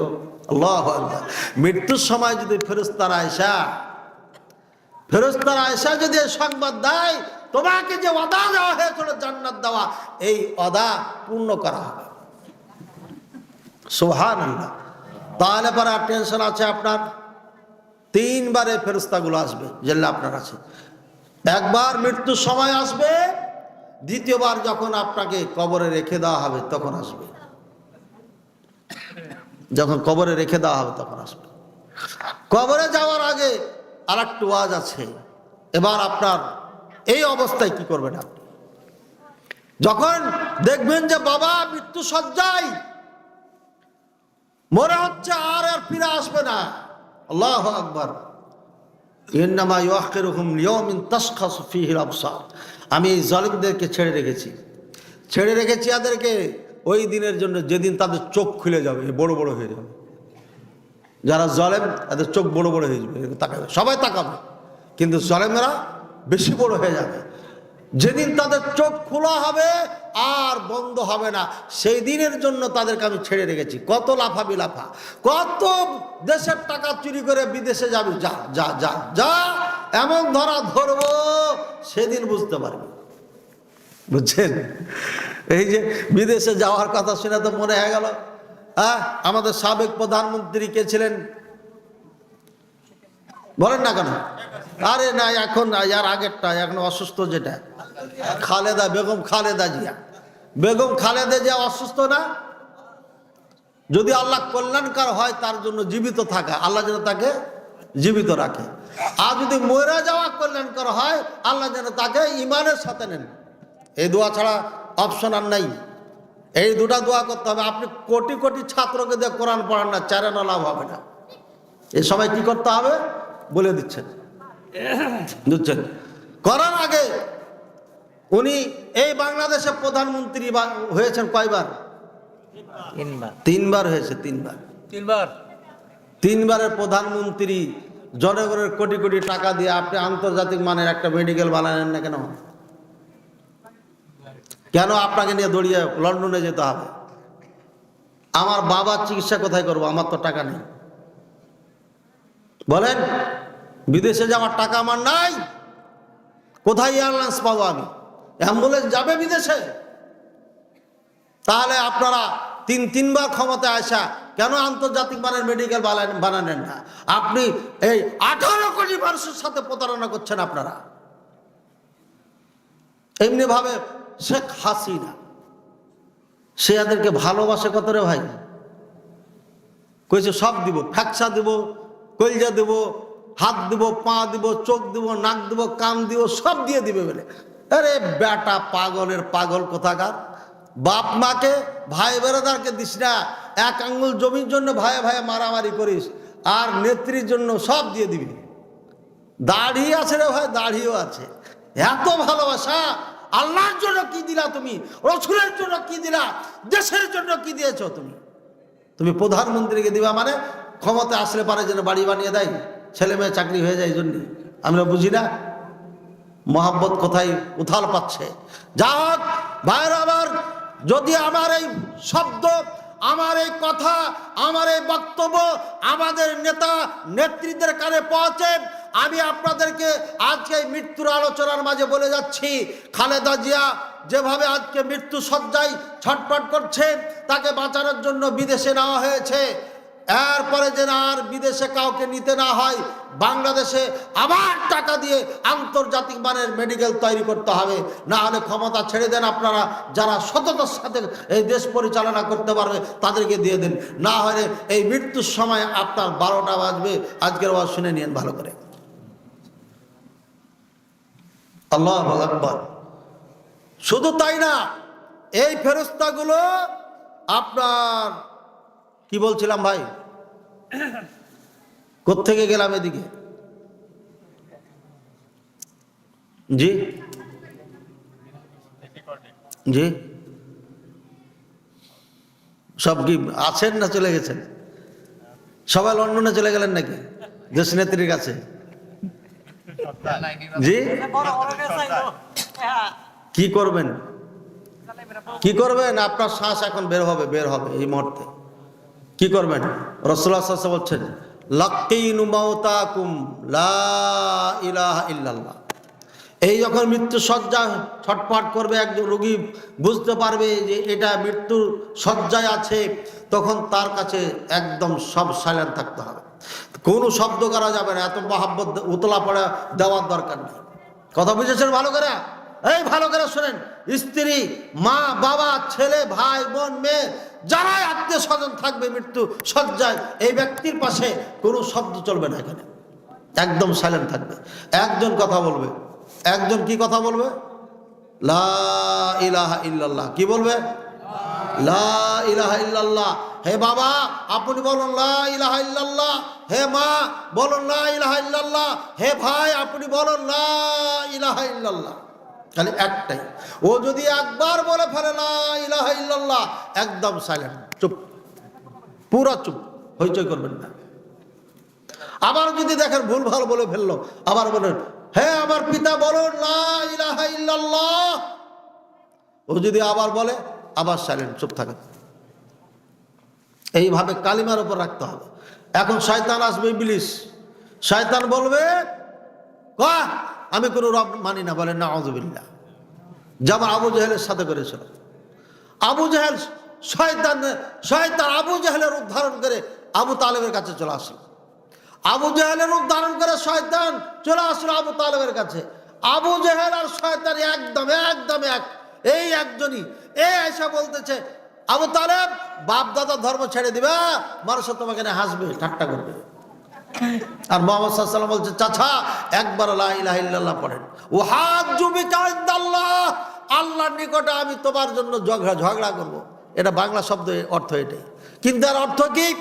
আল্লাহর নিকটে ওয়াহাজ্জু বিকা ইনদাল্লাহ, আমি আল্লাহর নিকটে তোমার জন্য সুপারিশ করব। কথা বুঝছেন? শাব্দিক অর্থ ওটা।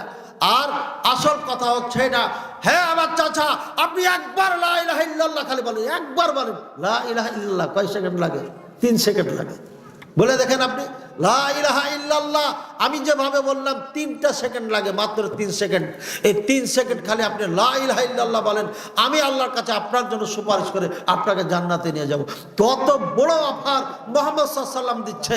কিন্তু আবু তালেব লাজ লজ্জায়, সমাজের লজ্জায় সে না বলে মা তাআলা দ্বীনিহি, তার দ্বীনের উপরে সে মারা গেল, অর্থাৎ কাফের হয়ে মারা গেল, মুশরিক অবস্থায় মারা গেল, চিরকাল জাহান্নামে থাকবে। এরপরে আল্লাহ রাসূল সাল্লাল্লাহু আলাইহি ওয়াসাল্লাম তার জন্য দোয়া করছে, আল্লাহ চাচা আমার জন্য এত কিছু করেছে, তাকে তুমি ক্ষমা করে দাও, তাকে তুমি ক্ষমা করে দাও। আল্লাহ বলছেন খবরদার, খবরদার, দোয়াও করবেন না, আর কবরও 500 ডালাবেন না, নিষেধ করে দিয়েছেন। ওয়ালা তাকুম আলা কবরি। কোন রসুলের জন্য, মুমিনদের জন্য, কোন কাফের মুশরিকদের জন্য দোয়া করার অনুমতি নাই।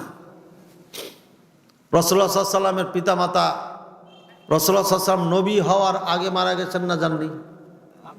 আগে মারা গেছে। এবার রাসূলুল্লাহ সাল্লাল্লাহু আলাইহি ওয়াসাল্লামের পিতামাতা মুসলিম না, মুসলিম ছিলেন কি ছিলেন না? অমুসলিম ছিলেন।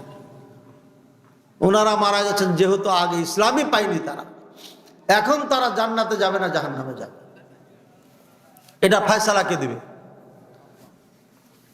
আল্লাহ ফয়সালা দিয়েছেন।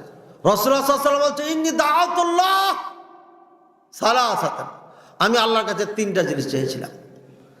আমি আল্লাহর কাছে 3টা জিনিস চেয়েছিলাম, তার মধ্যে একটা চেয়েছিলাম আমার মাকে আল্লাহ তুমি ক্ষমা করে দাও। আল্লাহ বলছেন না, এটা হবে না। তখন বললাম আল্লাহ মায়ের কবর জিয়ারত করার পারমিশন দিয়ে দাও, কারণ কোরআন সূরা তাওবা ওয়ালা তাকুম আলা কবরি, ওই কবরের পাশে দাঁড়াবেন না আপনি। কোন কাফের মুশরিকের কবরের পাশে দাঁড়ানো যাবে না। যারা আপনার কি যেন বলে এটা, আরে মিনার, স্মৃতিসৌধ মাঝে মাঝে মনে আসে না, শহীদ মিনার, এখানে যারা ফুল দিয়েছেন এদের জন্য জানাজা পড়া যাবে না, এদের জন্য দোয়া করা যাবে না, এদের কবরের পাশে দাঁড়ানো যাবে না, এরা মুশরিক। যারা কবরে টাকা দিয়েছেন, চেয়েছেন এই বাবার কাছে, ফুল দিয়েছেন, আগরবাতি, মোমবাতি, উরুসের নাম দিয়ে গরু জবাই করেছেন, এদের জন্য দোয়া করা যাবে না, এদের জানাজা পড়া যাবে না। মৌলবীর বাচ্চার ক্ষমতা থাকলে আমার এই ফতোয়া পরিবর্তন করে দাও, আমি আছি এখানে। এরা অরিজিনাল মুশরিক, এরা মুসলমান নয়। এমন হাজার কোটি কোটি মুসলমান থাকবে, এরা দাবি করবে মুসলমান, কিন্তু এরা মুসলমান না, এটা আল্লাহ তাআলা বলে দিয়েছেন। এরা মুসলমান নয়। ভাইয়ের আমার শিরক নিয়ে যেহেতু আলোচনা নয়, আমি ওইদিকে আর যাচ্ছি না। এই সময় আসবে ফেরেশতারা, এই সময় আপনাকে শুধু একটাই কথা বলতে হবে, কি? লা ইলাহা ইল্লাল্লাহ। নাকি সূরা ইয়াসিন পড়াবেন? হ্যাঁ, সূরা ইয়াসিন যে আছে হাদিস,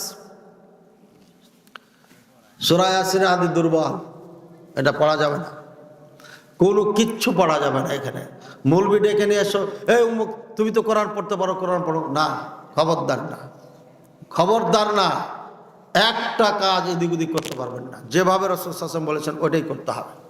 লা ইলাহা ইল্লাল্লাহ, কেন মান কানা আখিরু কালামিহি লা ইলাহা ইল্লাল্লাহ দাখালাল জান্নাহ, যার কথা শেষ কথা লা ইলাহা ইল্লাল্লাহ হবে ও জান্নাতি, বলেন সুবহানাল্লাহ। যার শেষ কথা লা ইলাহা ইল্লাল্লাহ হবে ওই ব্যক্তি জান্নাতি। সহিহ মুসলিমের হাদিস, সহিহ মুসলিমের হাদিস মানে কেউ যদি বলে এখন রাত না, এটা মেনে নিতে পারে, কিন্তু সহিহ মুসলিমের হাদিস চলবে না এই কথা যদি বলে, এটা মেনে নেওয়া যাবে না। নির্ভুল কিতাব, যার মধ্যে কোনো হাদিস দুর্বল নাই, জাল নাই, প্রত্যেকটি হাদিস ওখানে বিশুদ্ধ, এবং পৃথিবীর সব থেকে সেরা হাদিসগুলো বুখারী আর এই মুসলিমে সংগ্রহ করা হয়েছে। সুতরাং এই সময় আপনার আমার করণীয় কি? লা ইলাহা ইল্লাল্লাহ। বেগম জিয়া এখনো বেঁচে আছেন, যারা পাশে আছেন ফোন করে বলেন, দয়া দয়া বেশি আপনাদের ফোন করে বলেন লা ইলাহা ইল্লাল্লাহ ছাড়া যেন কিছু না বলে। আর ওখানে সব সময় একজন ডাক্তার যেন ওকে সব সময় লা ইলাহা ইল্লাল্লাহ পড়া, সব সময় দোয়া করবেন, আল্লাহ আমার মৃত্যু যেন এমন ডাক্তারের সামনে হয়, যদি ডাক্তারখানায় হয়, মেডিকেলে হয়, এমন ডাক্তারের সামনে যেন হয় যেটা মুসলিম আমল করবে এবং আমাকে কালিমা পড়াবে, এমন ডাক্তারের সামনে যেন হয়। ভাইরা আমার, সৌদি আরবে এক যুবক আপনার মৃত্যু সজ্জায় ছটফট করছে। সৌদি আরবের ডাক্তাররা কালিমা পড়ায়, যখন অবস্থা খারাপ দেখে বলছে সবাব কুল লা ইলাহা ইল্লাল্লাহ, এই যুবক তুমি লা ইলাহা ইল্লাল্লাহ বলো। ক্বালা শাবাব সিজারা সিজারা, এই যুবক তো বলছে সিজারা সিজারা মানে সিগারেট সিগারেট বলছে ইয়া যুবক ইয়া শাবাব কুল লা ইলাহা ইল্লাল্লাহ, বলছে সিজারা সিজারা, লা ইলাহা ইল্লাল্লাহ বলতে বলছে সিজারা, 3 বার 4 বার 5 বার, ও মা তাআলা কাউলি সিজারা সিজারা বলতে বলতে পরে গেল, বলে নাউযুবিল্লাহ নাউযুবিল্লাহ। পিতামাতা আসলো দড়িয়ে, আত্মীয় স্বজন আসলো, ঘটনা কি? এই ছেলেকে আমি কালিমা পড়ালাম, কালিমা পড়তে পারলো না, সিজারা সিজারা করতে করতে মারা গেল। ঘটনা কি? বলছে ও সিজারা খেতে খেতে অর্থাৎ সিগারেট খেতে খেতেই জীবনটাকে শেষ করে দিয়েছে। এই নাপাক মুখ দিয়ে কালিমা হবে না। এই নাপাক মুখে, যেই মুখে জর্দা ঢুকেছে, জর্দা, যেই মুখে গুল ঢুকেছে, গুল চিনেন এগুলো, যেই মুখে বেড়ি ঢুকেছে, সিগারেট ঢুকেছে, তামাক ঢুকেছে, এখানে কালিমা ঢুকবে না। এটা নাপাক মুখ, এই মুখ দিয়ে হবে না। এই মুখ দিয়ে যেমন কোরআন শিখতে পারেন নাই, তেমনি কালিমা মরণের সময় বলতে পারবেন না। আপনি ওই বেড়ি বেড়ি করতে করতে মরবেন। মায়া বেড়ি খেলে মায়া বেড়ি করবেন, আর আকিজ বেড়ি খেলে আকিজ বেড়ি বলবেন। নাউযুবিল্লাহ সুম্মা নাউযুবিল্লাহ। হাসি না রে ভাই, খুবই দুঃখ। আপনি যেইভাবে বসবাস করবেন সেইভাবেই মৃত্যু হবে আপনার। এই জন্য এখন থেকে লা ইলাহা ইল্লাল্লাহ সব সময় বলবেন, সব সময় বলবেন। মুসা আলাইহিস সালাম বলছে, ইয়া আল্লাহ ইয়া রাব আল্লিমনি শাইআন আযকুরুকা বিহি, আমাকে একটা কথা শেখাই দেন যেটা দিয়ে আপনাকে আমি স্মরণ করব। বলছে কুল ইয়া মুসা লা ইলাহা ইল্লাল্লাহ, এই মুসা বলো লা ইলাহা ইল্লাল্লাহ। কই কুল্লু ইবাদিকা ইয়াকুল হাদা, আপনার সব বান্দাই তো এটা বলে, আমাকে স্পেশাল কিছু শিখাই দেন। আমি তো কালিমুল্লাহ, সরাসরি আপনার সাথে কথা বলছি, সুতরাং সবার জিকির আমাকে শেখাচ্ছেন কেন? এটা তো সবাই বলে, আমাকে স্পেশাল কিছু দেন, আমি তো আপনার খুব কাছের বান্দা। ভাইয়া মুসা লা ইলাহা ইল্লাল্লাহ বলো। মুসা তো মানতে রাজি না, আবারও বলছে হে মুসা শোন, লাউ আন্না সামাওয়াতি সাবআ ওয়া মান আমিরু ফিহিন্না ওয়াল আরাদিনা সাবআ ওয়াদাতা ফি কিফাতিন ওয়াদাতা লা ইলাহা কালিমা লা ইলাহা ইল্লাল্লাহ ফি কিফাতিন লামারাত বিহা। এই মুসা, 7 আসমান 7 জমিনে যা কিছু বসবাস করে, 7 আসমান 7 জমিন সব কিছুকে এক পাল্লায় যদি রেখে দাও, আর লা ইলাহা ইল্লাল্লাহকে এক পাল্লায় রেখে দাও, লা ইলাহা ইল্লাল্লাহর পাল্লা ভারী হয়ে যাবে। বলুন সুবহানাল্লাহ। চিন্তা করেছেন কালিমার এত দাম? যখন আপনি বলবেন ইন্নাল্লাযীনা ক্বালু রাব্বুনাল্লাহ সুম্মা ইসতাকামু, যারা বলবে আমার রব আল্লাহ, তার উপর অটুট থাকবে, এটার উপর ওয়াজ করলে পারে অনেক ঘন্টা ওয়াজ করতে হবে। রব কাকে বলা হয়, রব কি জিনিস, আল্লাহ কি জিনিস, এই সম্পর্কে আপনাকে জ্ঞান অর্জন করতে হবে। ভাইয়ের আমার, খাঁটি মুমিন হওয়ার জন্য এই বইটা আপনার জন্য আছে। আমি এটা বিক্রির জন্য, অ্যাডভার্টাইজের জন্য আসছি, আগে বলতামই না। আমাকে বলছে আপনি যদি এটা না বলেন তাহলে এই বইটা মানুষ জানবে কেমনে, নিবে কেমনে। প্রত্যেকটি সন্তানের হাতে বই থাকতে হবে। ও 80 বছর বয়স হলে এটা পড়তে হবে। এখানে পৃথিবীর সমস্ত তাওহীদ আকীদার নির্যাস এই কিতাবের মধ্যে লিপিবদ্ধ করা হয়েছে। 15 পৃষ্ঠা উল্টালে দেখবেন 91টি প্রশ্ন উত্তর বক্তব্যের বাচ্চাদের জন্য আছে। আল্লাহ রাসূল সাল্লাল্লাহু আলাইহি ওয়াসাল্লাম সম্পর্কে 73টি আছে। 25 জন নবীর নাম আছে। আল্লাহ তাআলার 99টি নাম আছে।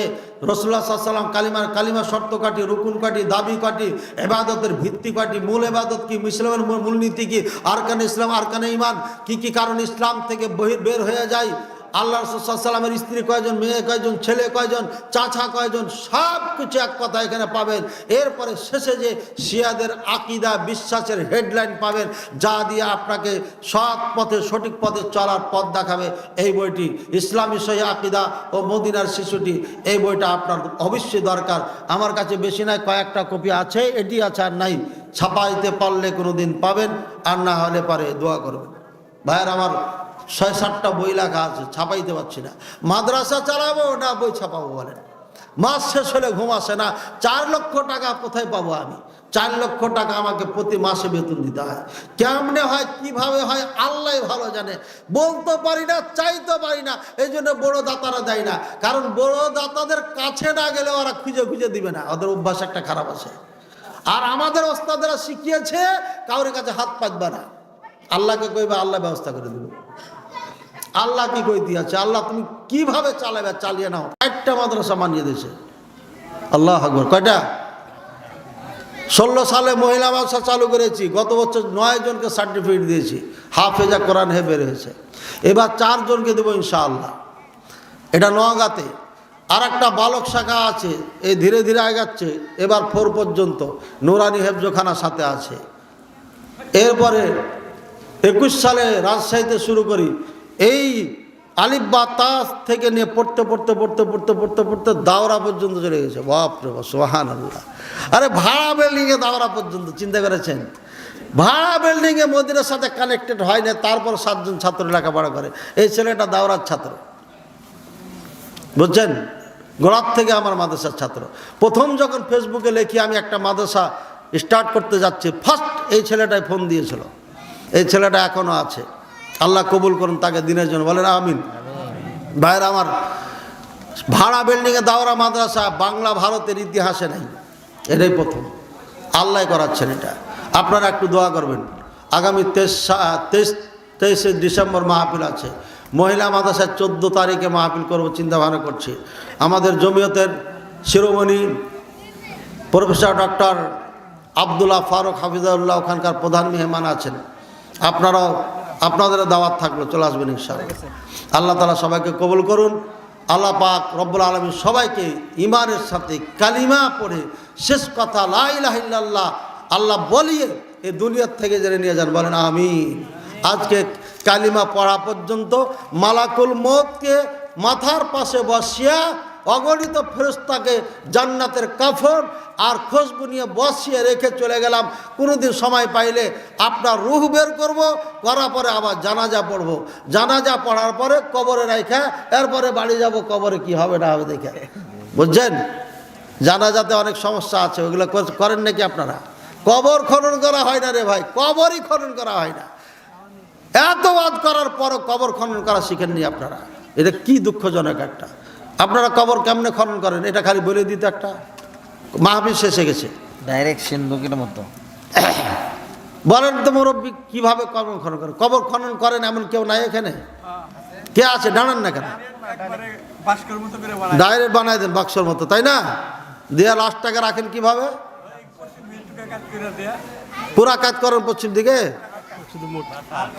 মাথা কল্লাইন করে ঘুরিয়ে দেন। ঘোরানো যাবে না।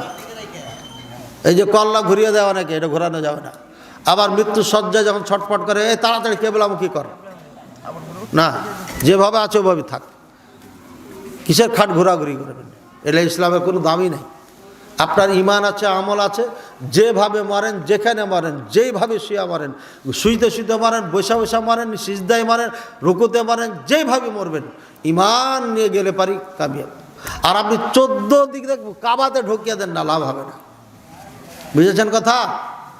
হুজুগে বাঙালি হবেন না, কোরআন সুন্নাহ ভিত্তিক আমল করে এ দুনিয়া থেকে বিদায় নিয়ে যাবেন, সফল হবেন ইনশাআল্লাহ।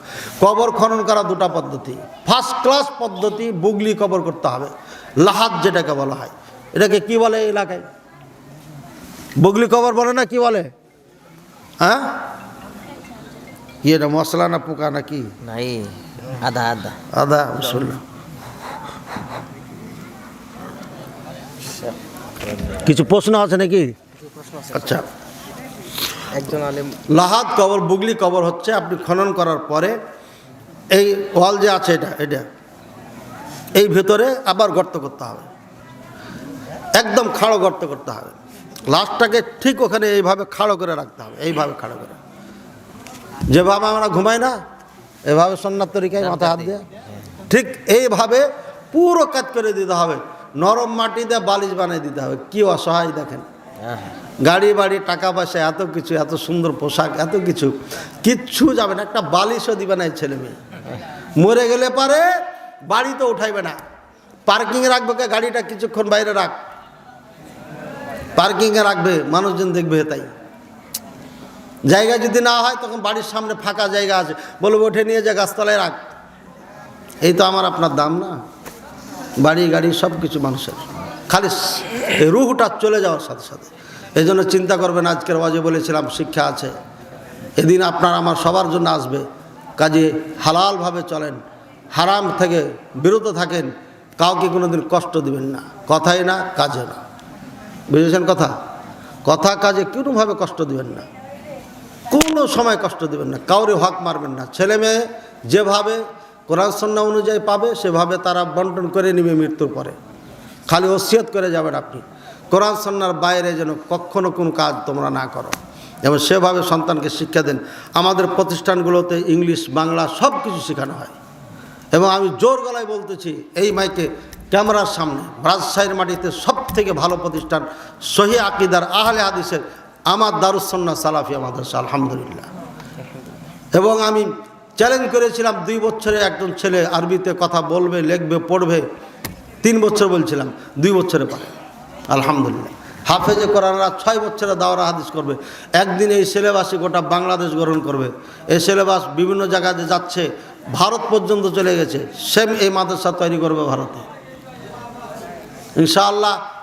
দেওবন্দের ছাত্ররা যেমন গোটা ভারত উপমহাদেশকে অক্টোপাসের মতো ছেয়ে গেছে, বাড়িতে বাড়ি দেওবন্দি হুজুর, আমার এই দারুস সুন্নাহ সালাফিয়াই এই বাংলাদেশের আনাচে কানাচে আবাদ করবে, ভারতে আবাদ করবে। ভারতে 7 জন ছাত্র পড়ে চলে গেছে, এই গণ্ডগোল না লাগলে পারে সিরিয়াল লেগেছিল, লাগতে থাকতো আলহামদুলিল্লাহ। ইমাম বুখারী রাহিমাহুল্লাহর মাদ্রাসা আছে, দেখেছেন কোথায়? আবু হানিফা রাহিমাহুল্লাহ মাদ্রাসা কোথায়? ওনার বিল্ডিং কই? আরে জানেন না আপনারা? ইমাম মালিক রাহিমাহুল্লাহ বড় আলেম ছিলেন না? ওনার মাদ্রাসার বিল্ডিং কোথায়? কই? আপনারা যে কোটি কোটি টাকা দিয়ে বিল্ডিং বানাচ্ছেন, খালি আলেমের ঘোড়ার ডিম কিচ্ছু হচ্ছে না, খালি টাকা টাকা টাকা, বড় বড় বিল্ডিং হচ্ছে। এমন পিটন দিবে আপনাকে না, সাইজ করে দিবে। ওখানে আপনি 5 কোটি টাকা দেন, আর মুখলেস মাদানির মাদ্রাসার ছাত্র খেতে পারে না, ছেলেটা টাকাই দিতে পারে না। এমন বেড়ান দিবে, মরার পরে বুঝবেন আপনি। আরে বিল্ডিংয়ের নাম মাদ্রাসা না, যে বিল্ডিংয়ের নাম মাদ্রাসা নাকি? এই মসজিদে লেখাপড়া করাবে। শাহজাহান ভাই মরে যাবে, তার ছাত্র এখানে বসে পড়াবে, ছাত্র মরে যাবে, তার ছাত্র এখানে পড়াবে। কিসের বিল্ডিং এতগুলো বানাইতে হবে? হ্যাঁ, বিল্ডিং বানানোর দরকার আছে। যদি এলএমএস সেবা দিতে পারেন, মদিনা বিশ্ববিদ্যালয় যেমন হয়েছে, ছাত্র বাইরে থেকে আসছে, জায়গা দিতে পারে না, জায়গা বানাইতে হবে থাকার। ছাত্র নাই, আপনি জায়গা বানাচ্ছেন, শিক্ষা নাই, এক লাইন পড়তে পারে না, আর আপনি খালি বিল্ডিং বানাবেন। বিল্ডিং বানানোর জন্য টাকা দিয়ে চলে যাচ্ছেন, আর অনেকে চিল্লা চিল্লা চিৎকার করে করে করে করে টাকা পায় না, আপনি দিতে চাচ্ছেন না কেন? ধরা খাবেন আপনি কিয়ামতের দিন। বহাস মুনাজারা করলে মুখলেসকে করতে হবে, আর টাকার বেলায় বক্তা। বুঝলেন কি বলেন? এটা দুঃখজনক না? হ্যাঁ, কতগুলো বক্তা আলহামদুলিল্লাহ আমার ওসিলাতে আজকে ভাইরাল হয়ে গেছে, তারা চ্যালেঞ্জ করে। চ্যালেঞ্জ করে, এই বেটা কয়লার লেখাপড়া করেছি, ওই আমি পাওয়ার দিয়েছি তাই বলে ওরা পাওয়ার মারে, এত ক্ষমতা আছে মুনাজারা বহাস করবে। কিন্তু তারা আজকে মাশাআল্লাহ, আমি হিংসা করে বলছি না, এটা কিয়ামতের নিদর্শন হয়ে গেছে। বড় বড় শাইখদেরকে ফোন দেন, এখনো ডেট ফাঁকা আছে, বুঝছেন। আর যারা আরবির এক লাইন পড়তে পারে না, তাদের গোটা বছরে ডেটই নাই। তারপর আপনি বলছেন 50,000 টাকা দেবো, ওয়াকিলই আসতে হবে। এ ভাই, আমাদের থেকে বেশি ভালো ওয়াজ করে দিবে, ক্ষমতা আছে। ও তো 5টা ওয়াজ মুখস্থ করেছে, এই জন্য পৃষ্ঠা নাম্বার বলতে পারে। আর আমি হাজার হাজার হাদিস পড়ে রেখেছি, ভর্তি হয়ে আছে, 10-12 লাখ টাকা খালি বই আমার লাইব্রেরিতে আছে। আমি আপনাকে কয়টা মুখস্থ করে বলবো? কোনো আলেম কখন নাম্বারিং করে কথা বলে না। এটা এই বর্তমান সময়ে অজ্ঞতা মূর্খতার যুগে এটা শুরু হয়েছে। ইউলতামাসাল ইলমু ইনদাল আসাগির, রাসূল সাল্লাল্লাহু আলাইহি ওয়াসাল্লাম বলছে, কিয়ামতের নিদর্শনের একটা নিদর্শন, বড় নিদর্শন, মূর্খদের থেকে মানুষ জ্ঞান অর্জন করবে, মূর্খদের থেকে। এখন ওইটাই চলছে বাংলাদেশে। বড় বড় আলেমেরা বসে আছে ঘরে, আপনি ফোন দেন, যাদেরকে চিনেন ফোন দেন, ডেট ফাঁকা পাবেন। আর যেটা বাচ্চা মাদ্রাসায় পড়ে নাই, এই যে বই মুখস্থ করে ওয়াজ করে, এখানে নাম্বারিং করা আছে, এরই ডেট ফাঁকা নাই, গোটা বছরে নাই ডেট। আমাকে বললেন এক ভাই যে অমুকের বড় গোটা বছর ডেটই নাই, কয়েকজনের নাম বললে গোটা বছর ডেট নাই। কি জাহালাত শুরু হয়েছে দেশে। আমি বলেছিলাম আব্দুল সাত্তার তিরিশ-আলী রহিমাহুল্লাহ, ইবনে ফাদল রহিমাহুল্লাহ, আবু তাহের বর্ধমানী রহিমাহুল্লাহ, তারপরে বড় বড় আলেমদের নাম বলেন না কেন? টাঙ্গাইলের মানুষ আহলে হাদিস আলেমদের চিনেন না আপনারা? বলেন। দুরুল হুদা আইয়ুবী, দুরুল হুদা আইয়ুবী, এটা তো আমাদের দিককার। আর কে? হ্যাঁ, আরে জিন্দা গালা না, মরা গালা, যাদের নাম বললাম আমি, আব্দুল আল কাফি রহিমাহুল্লাহ, এই যে বড় বড় বিদ্বান যারা ছিলেন, গোটা বাংলাদেশ চুষে খেয়েছেন যারা আমাদেরকে দিন শেখানোর জন্য, তাদের সময় বড় বড় আলেম ওনারাই বক্তব্য দিত এখানে বসা। ওনারা যখন চলে যায় তখন এই ওনাদের পরে বাচ্চারা চলে আসে, যেই সে ওয়াজ করে, যেই সে ওয়াজ করে, বুঝছেন। করতে করতে করতে ওয়াজের ঠ্যাং ম্যাং নেয়, গীত টিত গায়া, সকালে ক্ষীর খাওয়া বাড়ি চলে আলো হুজুর টাকা নিয়ে। আমরা দেখেছি ছোটোকালে কিচ্ছু বলতো না, এখন বলছি যে কী করেছে, গান টান গায়া মুরগা খাইলো রাত্রে, ক্ষীর খাইলো সকালে, খেয়ে চলে গেল, কথা বুঝছেন। যা হোক, সেই যুগ আবার এসে গেছে। আলেমদেরকে বাদ দিয়ে এখন জাহেলদেরকে আপনারা কর্ণধার মনে করেছেন শরীয়তের। আবার পদস্খলনে আহলে হাদিসের ঘটবে, আবার এই আহলে হাদিস মাথা উঁচু করে বলতে পারবে না আমরা আহলে হাদিস, ফের আগের যুগে চলে যাবেন আপনারা। পিস টিভি আসার আগে, মদিনা বিশ্ববিদ্যালয় আসার আগে যে অবস্থা হয়েছিল, পদস্খলন ঘটেছিল আহলে হাদিসের, মসজিদের ইমাম ছিল বেদাতি, সেই দিনগুলো আবার আসতেছে। আল্লাহ হেদায়েত করুন। এখনও সাবধান হওয়ার সুযোগ আছে। মসজিদের 2 তলায় উজুখানার সাথে টয়লেটের ব্যবস্থা করা যাবে কি না? মসজিদ থেকে টয়লেট, পেশাবখানা এগুলো আলাদা হওয়া উত্তম, কিন্তু যদি আমার সুযোগ না থাকে তাহলে কেবলার দিক বাদ দিয়ে করতে হবে, কেবলার দিকে করা যাবে না, ঠিক আছে। এবং এটাকে পুরোপুরি একদম আলাদা করতে হবে, যাতে ওর সাথে কোনো সম্পর্ক না থাকে। মসজিদের ওয়াল দিয়ে পুরো আলাদা করে ফেলতে হবে, ঠিক আছে, করা যাবে, সমস্যা নেই, কিন্তু কেবলার দিকে করা যাবে না। অনেক মসজিদে কেবলার দিকে করা আছে, জায়েজ নাই ওটা। মানুষ মারা গেলে মসজিদের মাইকে ঘোষণা দেওয়া যাবে কি না? এক কথায় উত্তর যদি দিই, দেওয়া যাবে না, ঠিক আছে। এই নিয়ে কিছু ঝগড়া ওলামায়ে কেরামের মাঝে আছে। কোনো মসজিদে যদি বলে দেয়, এটা নিয়ে আর বাড়াবাড়ি করা দরকার নেই, কিন্তু না দেওয়াই হচ্ছে শরিয়াত। মাইকে ঘোষণা না করাই কি শরিয়াত। মোবাইলের যুগ রে ভাই, ফেসবুকে দিয়ে দেন, মোবাইলে দিয়ে দেন, মোবাইলে করেন, হয়ে গেল। আসছে 100 জন, 100 দিন দিয়ে জানাজা হবে, গোটা দেশবাসী আসতে হবে, কে করেছে? জরুরি না, আসা ভালো, যদি অটোমেটিক আসে তাহলে ভালো। যে জীবনে নামাজ পড়েনি, জানাজা নামাজে শরীক হয়ে কী করবে? ওই আর কোনো দরকার আছে এখানে আসা?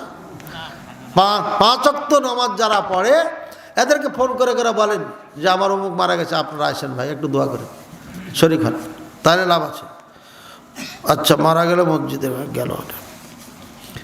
মহিলারা বাড়ি বাড়ি গিয়ে তালিম নামে কিস্সা কাহিনী এবং উচ্চস্বরে জিকির করে, এসব করা কি ঠিক? ওকে ধৈরা পিলারের সাথে বাঁধবেন, যে মহিলা ইল্লা করে বেড়ায়। বান্ধার পরে আপনি বাড়ির থেকে বের হবেন, আপনার বউকে বলবেন যে পিটা, যদি জীবন আর এ কাজ না করে। এগুলো বেশিরভাগই বেশ্যা। আমি আপনার এলাকার কথা বলছি না, আমি যাদেরকে দেখেছি বেশিরভাগই বেশ্যা। এরা এই গ্রামে ঢোকার পরে বড় বড় মহিলাদেরকে, 2 ছেলের মা 1 ছেলের মা, এদেরকে পড়ায়। ছোট বাচ্চা পড়াবে না এরা। প্রত্যেক মহিলার থেকে প্রতিদিন 5টা করে ডিম খাবে। এখন যদি 15টা ছাত্রী থাকে, বুড়ি ছাত্রী 15 জন যদি থাকে, ওয়ারি মুরগি ডিম পাড়ে, প্রতিদিন 5টা করে খাওয়াবে। আজকে আমি 5টা খাওয়াইলাম, 15 দিন পরে 5টা ডিম খাওয়াইতে পারবো না?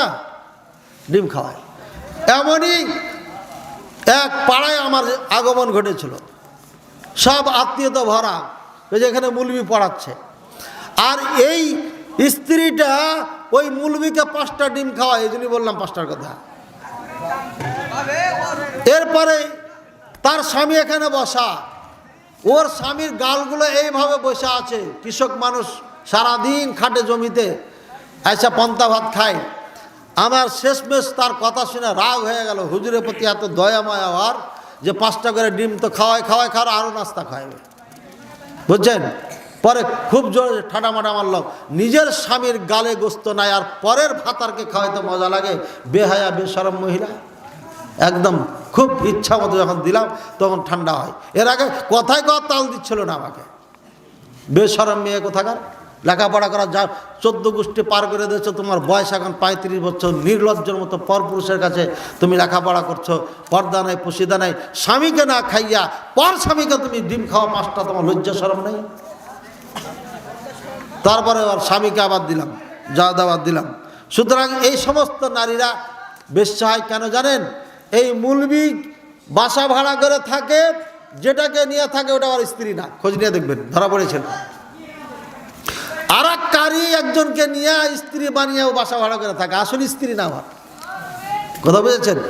এরপরে করে কি, স্ত্রী পরিচয় দিয়ে এই যে মেয়েটা, একে ভোলা ভালা মেয়ে, ভালো পারে, 2 সন্তানের মা, স্বামীকে বলে, বাপকে বলে, ভাইকে বলে, চাচাকে বলে, এটা তো কারি বানিয়ে দিব। মাগুরাতে গেছে ট্রেনিং নিতে, মাগুরাতে 3 মাস থেকে এসছে, চিন্তা করেছেন? আমার মাদ্রাসার চাকরি নেওয়ার জন্য এসছে। আমি বললাম কোথায় ট্রেনিং নিতে গেছিলেন? বলছে মাগুরাতে। আমি বলছি মাগুরাতে গেলেন কেন? মাগুর মাছ বেশি খেয়েছেন নাকি? কয়টা মাগুর মাছ খেয়েছেন? যখন প্রশ্ন করেছি উঠে পালাইছে। মানে আমি যে মুলবি, নানি ভাড়ি বের করে ফেলবো এখন। তুমি একজন মেয়ে মানুষ, এত বড় একটা মেয়ে মানুষ, 2-3টা সন্তানের মা, মাগুরা কিভাবে গেলে তুমি? 200 কিলোমিটার রাস্তা অতিক্রম করে তোমাকে পারমিশন কে দিল? কার সাথে গেলে তুমি? তাহলে এই মেয়েটা কি ভালো? কি মনে হয় আপনার? নেক্সুরত শয়তান, নেক্সুরত শয়তান এগুলো। কাজে পিটাবেন, একদম বাধ্য পিটাবেন। হ্যাঁ, স্বামী যদি সত্যিকারী স্বামী হয়, আসে পর্দার সাথে এখানে পড়ায়, মহিলাকে পড়াচ্ছে, স্বামী পুরুষদেরকে পড়াচ্ছে, আমার আপত্তি নেই। কিন্তু যদি বেপর্দা হয়ে নারীদেরকে পড়ায়, একদম হারাম, জায়েজ নেই, একদম জায়েজ নেই। আর নারী একা একা এই পাড়া ওই পাড়া ওয়াজ করে বেড়াবে, এটা জায়েজ নাই, এটা জায়েজ নাই। এবং আমার গ্রামে ঘটনা, আমার গ্রামে এই কারি মহিলা গেছে, আমাদের বাড়িতে থাকতে চেয়েছে। তো আমার বাড়িতে আব্বা জায়গা দেননি, না এখানে জায়গা হবে না।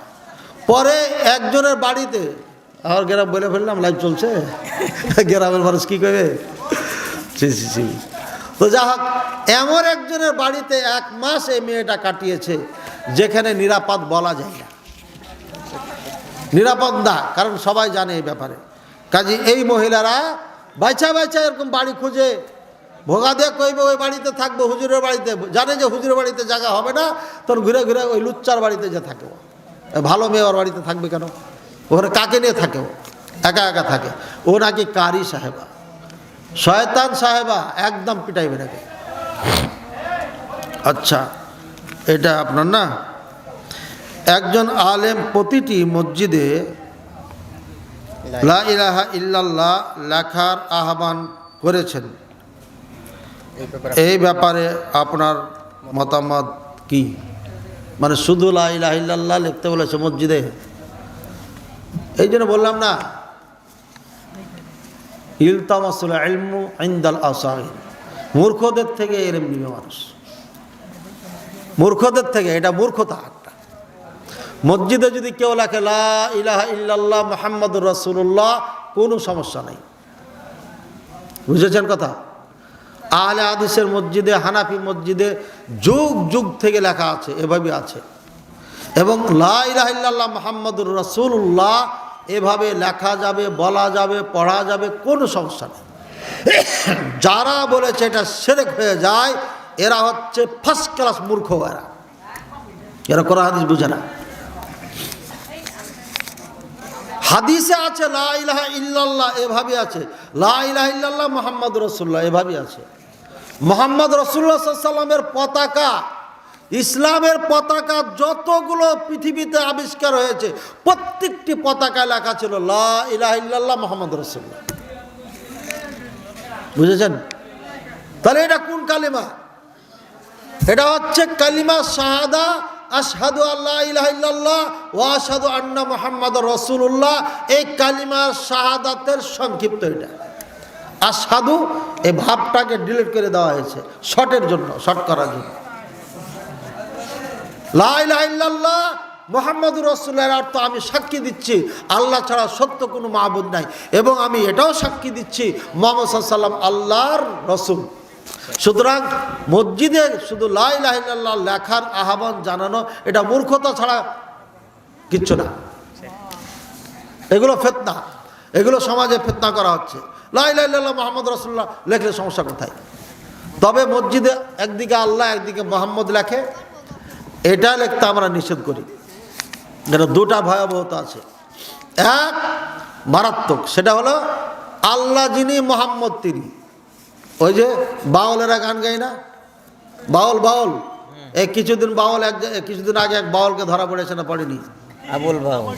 আবুল সরকার অরিজিনাল কাফের। একে 3 দিনের মধ্যে হত্যা করা সরকারের উপর ওয়াজিব। যদি না করে কিয়ামতের দিনে সরকারকে আল্লাহর কাঠগড়ায় দাঁড়াতে হবে, এই কোর্টকে আল্লাহর কাঠগড়ায় দাঁড়াতে হবে। যতগুলো বাউল আছে এই বাউলের মতো গান গায়, এরা সবাই কাফের, কাফের, কাফের, কাফের, কাফের, কাফের। এদের সাথে মেয়ে তো বিয়ে দেওয়া দূরের কথা, এরা মুরগি জবাই করলে খাওয়া যাবে না, এদের কোনো অনুষ্ঠানে যাওয়া যাবে না, এদের অনুষ্ঠানে টাকা দেওয়া যাবে না, এদেরকে অনুষ্ঠান করার জন্য জায়গা দেওয়া যাবে না, মাইক দেওয়া যাবে না, এদের অনুষ্ঠান করার জন্য লাইট দেওয়া যাবে না, কারেন্ট দেওয়া যাবে না, কিছুই দেওয়া যাবে না, হারাম। এরা ধর্মের নামে শয়তানি করে যাচ্ছে যুগের পর যুগ, এদের বিচার হচ্ছে না। এই বাউলা হচ্ছে অরিজিনাল কাফের। এদেরকে যদি কেউ মুসলমান বলে সেও কাফের হয়ে যাবে, সাবধান থাকবেন। এদের থেকে দেশকে বাঁচাতে হবে, জাতিকে বাঁচাতে হবে। এরা গানের তালে তালে হাজার না কোটি কোটি মানুষকে বেঈমান বানিয়েছে। কথায় কথায় আল্লাহ আল্লাহ রসুলকে নিয়ে ঠাট্টা করেছে এরা। আলেম ওলামাদেরকে এরা তিরস্কার করে, ঠাট্টা করে, মস্করা করে। আমরা বলে মারেফাত বুঝি না, শরীয়ত বুঝি। এই চোরগুলো বলে আমরা মারেফাত বুঝি না, তুমি বুঝো। গাঁজা করো কোথাকার, মাজারে মাজারে গাঁজা খেয়ে বেড়াও। আল্লাহ হেদায়েত দান করুন, এদের বিচার যেন হয় এই দোয়া করছি। রাত অনেক হয়ে গেছে, 12টা 18, ও তেমন বেশি হয়নি, অনেক যাত তো 12টাতেই দেয় আমাকে। আজকে একটু ভালো হয়েছে। আল্লাহ তাআলা আপনাদেরকে উত্তম প্রতিদান দান করুন। আপনারা খুব মনোযোগী শুনেছেন, আর আলোচনা এটা অত্যন্ত গুরুত্বপূর্ণ এবং খুবই মর্মান্তিক। প্রত্যেকটি মুমিনের হৃদয়ে নাড়া দেওয়া এটা আলোচনা। এই বিছানায় আমাকে আপনাকে সবাইকে শুইতে হবে। একদিন এই মাটির নিচে চলে যাব। আপনার বাবা মা আজকে বাঁশের ঝাড়ের নিচে আছে, যে গান গাইল, যে কেউ দেখার নাই, আপনারা কেউ যাননি। জিয়ারাত করবেন, যাবেন। ওই যে আপনি সালাম দিবেন না, ওই শুনতে পাই। আপনি যে কবরের পাশে যান, ও বুঝতে পারে। এই যে মা বাবার কবরে যাবেন, যত পারবেন তত যাবেন, যে তাদের জন্য দোয়া করবেন। ওই সালামটা শিখে নিন পুরা, যে তাদের জন্য দোয়া করবেন, আল্লাহ তাদেরকে দয়া করো, তাদের ক্ষমা করো আল্লাহ, সবসময় দোয়া করবেন। আর মাটি দেওয়ার সময় কমপক্ষে 1 ঘন্টা থাকবেন, 1 ঘন্টা থাকবেন। ছেলে মেয়ে যারা আছেন কমপক্ষে 5-7 জন থাকবেন, একা না। 5-6 জন থেকে দোয়া করবেন জোরে জোরে, একটু শব্দ করে করে, আল্লাহ তুমি আমার বাবাকে ক্ষমা করো, আমার বাবার প্রতি দয়া করো, তাকে আল্লাহ তুমি 3টি প্রশ্নের উত্তর দেওয়ার তৌফিক দান করো, তাকে সাবিত আল্লাহুম্মা আরহাম আলাইহি ওয়া সাব্বিতহু আলা দীনি। এই দোয়া করবেন সবসময়, ওখানে এইভাবে দোয়া করবেন সবসময়। 1 ঘন্টা বললাম, কয় ঘন্টা? রাসূলুল্লাহ সাল্লাল্লাহু আলাইহি ওয়াসাল্লাম বলছেন কমপক্ষে 2 ঘন্টা থাকতে হবে ওখানে, একটা উট জবাই করে বন্টন করা পর্যন্ত। এটা 2 ঘন্টার আগে হয় না, তাও 1 ঘন্টা বললাম। 1 ঘন্টা না পারলেও 40 মিনিট থাকবেন, এর নিচে না, 40 মিনিট ওখানে থেকে দোয়া করবেন। আল্লাহ সবাইকে তৌফিক দান করো, আমিন। আল্লাহ তুমি আমাদের গুনাহ খাতাকে মাফ করো, সরল সোজা পথে চলার তৌফিক দান করো। আল্লাহ এই মাহফিলের কর্তৃপক্ষ এবং যারা যেভাবে মাহফিলকে সহযোগিতা করেছে সবাইকে ক্ষমা করে দাও। আল্লাহ যারা আমাদের দেশ ও বিদেশ থেকে মাহফিল শুনছে বা শুনছে, আল্লাহ সবাইকে তুমি ক্ষমা করে দাও। আল্লাহ প্রবাসী ভাইরা অনেক কষ্ট করে দেশ ছেড়ে দিয়ে, ছেলে মেয়ে স্ত্রী সবকে ছেড়ে দিয়ে, তাদের ছেলে মেয়েদেরকে আল্লাহ তুমি স্ত্রীকে হেফাজত করো, পিতামাতা ভাই বোনদেরকে হেফাজত করো, তাদেরকে বিদেশে হেফাজত করো। আল্লাহ তাদেরকে দিনের উপর অটুট থাকার তৌফিক দান করো। আল্লাহ যারা খাস করে বিদেশে আছে, বিদেশে দিনের চর্চা বেশি হচ্ছে, তারা যেন সেখান থেকে দিন শিখে বিদেশে আসতে পারে। আমিন। ওয়া আখির দাওয়ানা আলহামদুলিল্লাহি রাব্বিল আলামিন ওয়া সাল্লাল্লাহু আলা নবিয়িনা মুহাম্মদ ওয়া আলা আলিহি ওয়া সাল্লাম। সুবহানাকাল্লাহুম্মা ওয়া বিহামদিকা আশহাদু আল লা ইলাহা ইল্লা আনতা আস্তাগফিরুকা ওয়া আতুবু ইলাইক। আসসালামু আলাইকুম ওয়া রাহমাতুল্লাহি ওয়া বারাকাতুহু।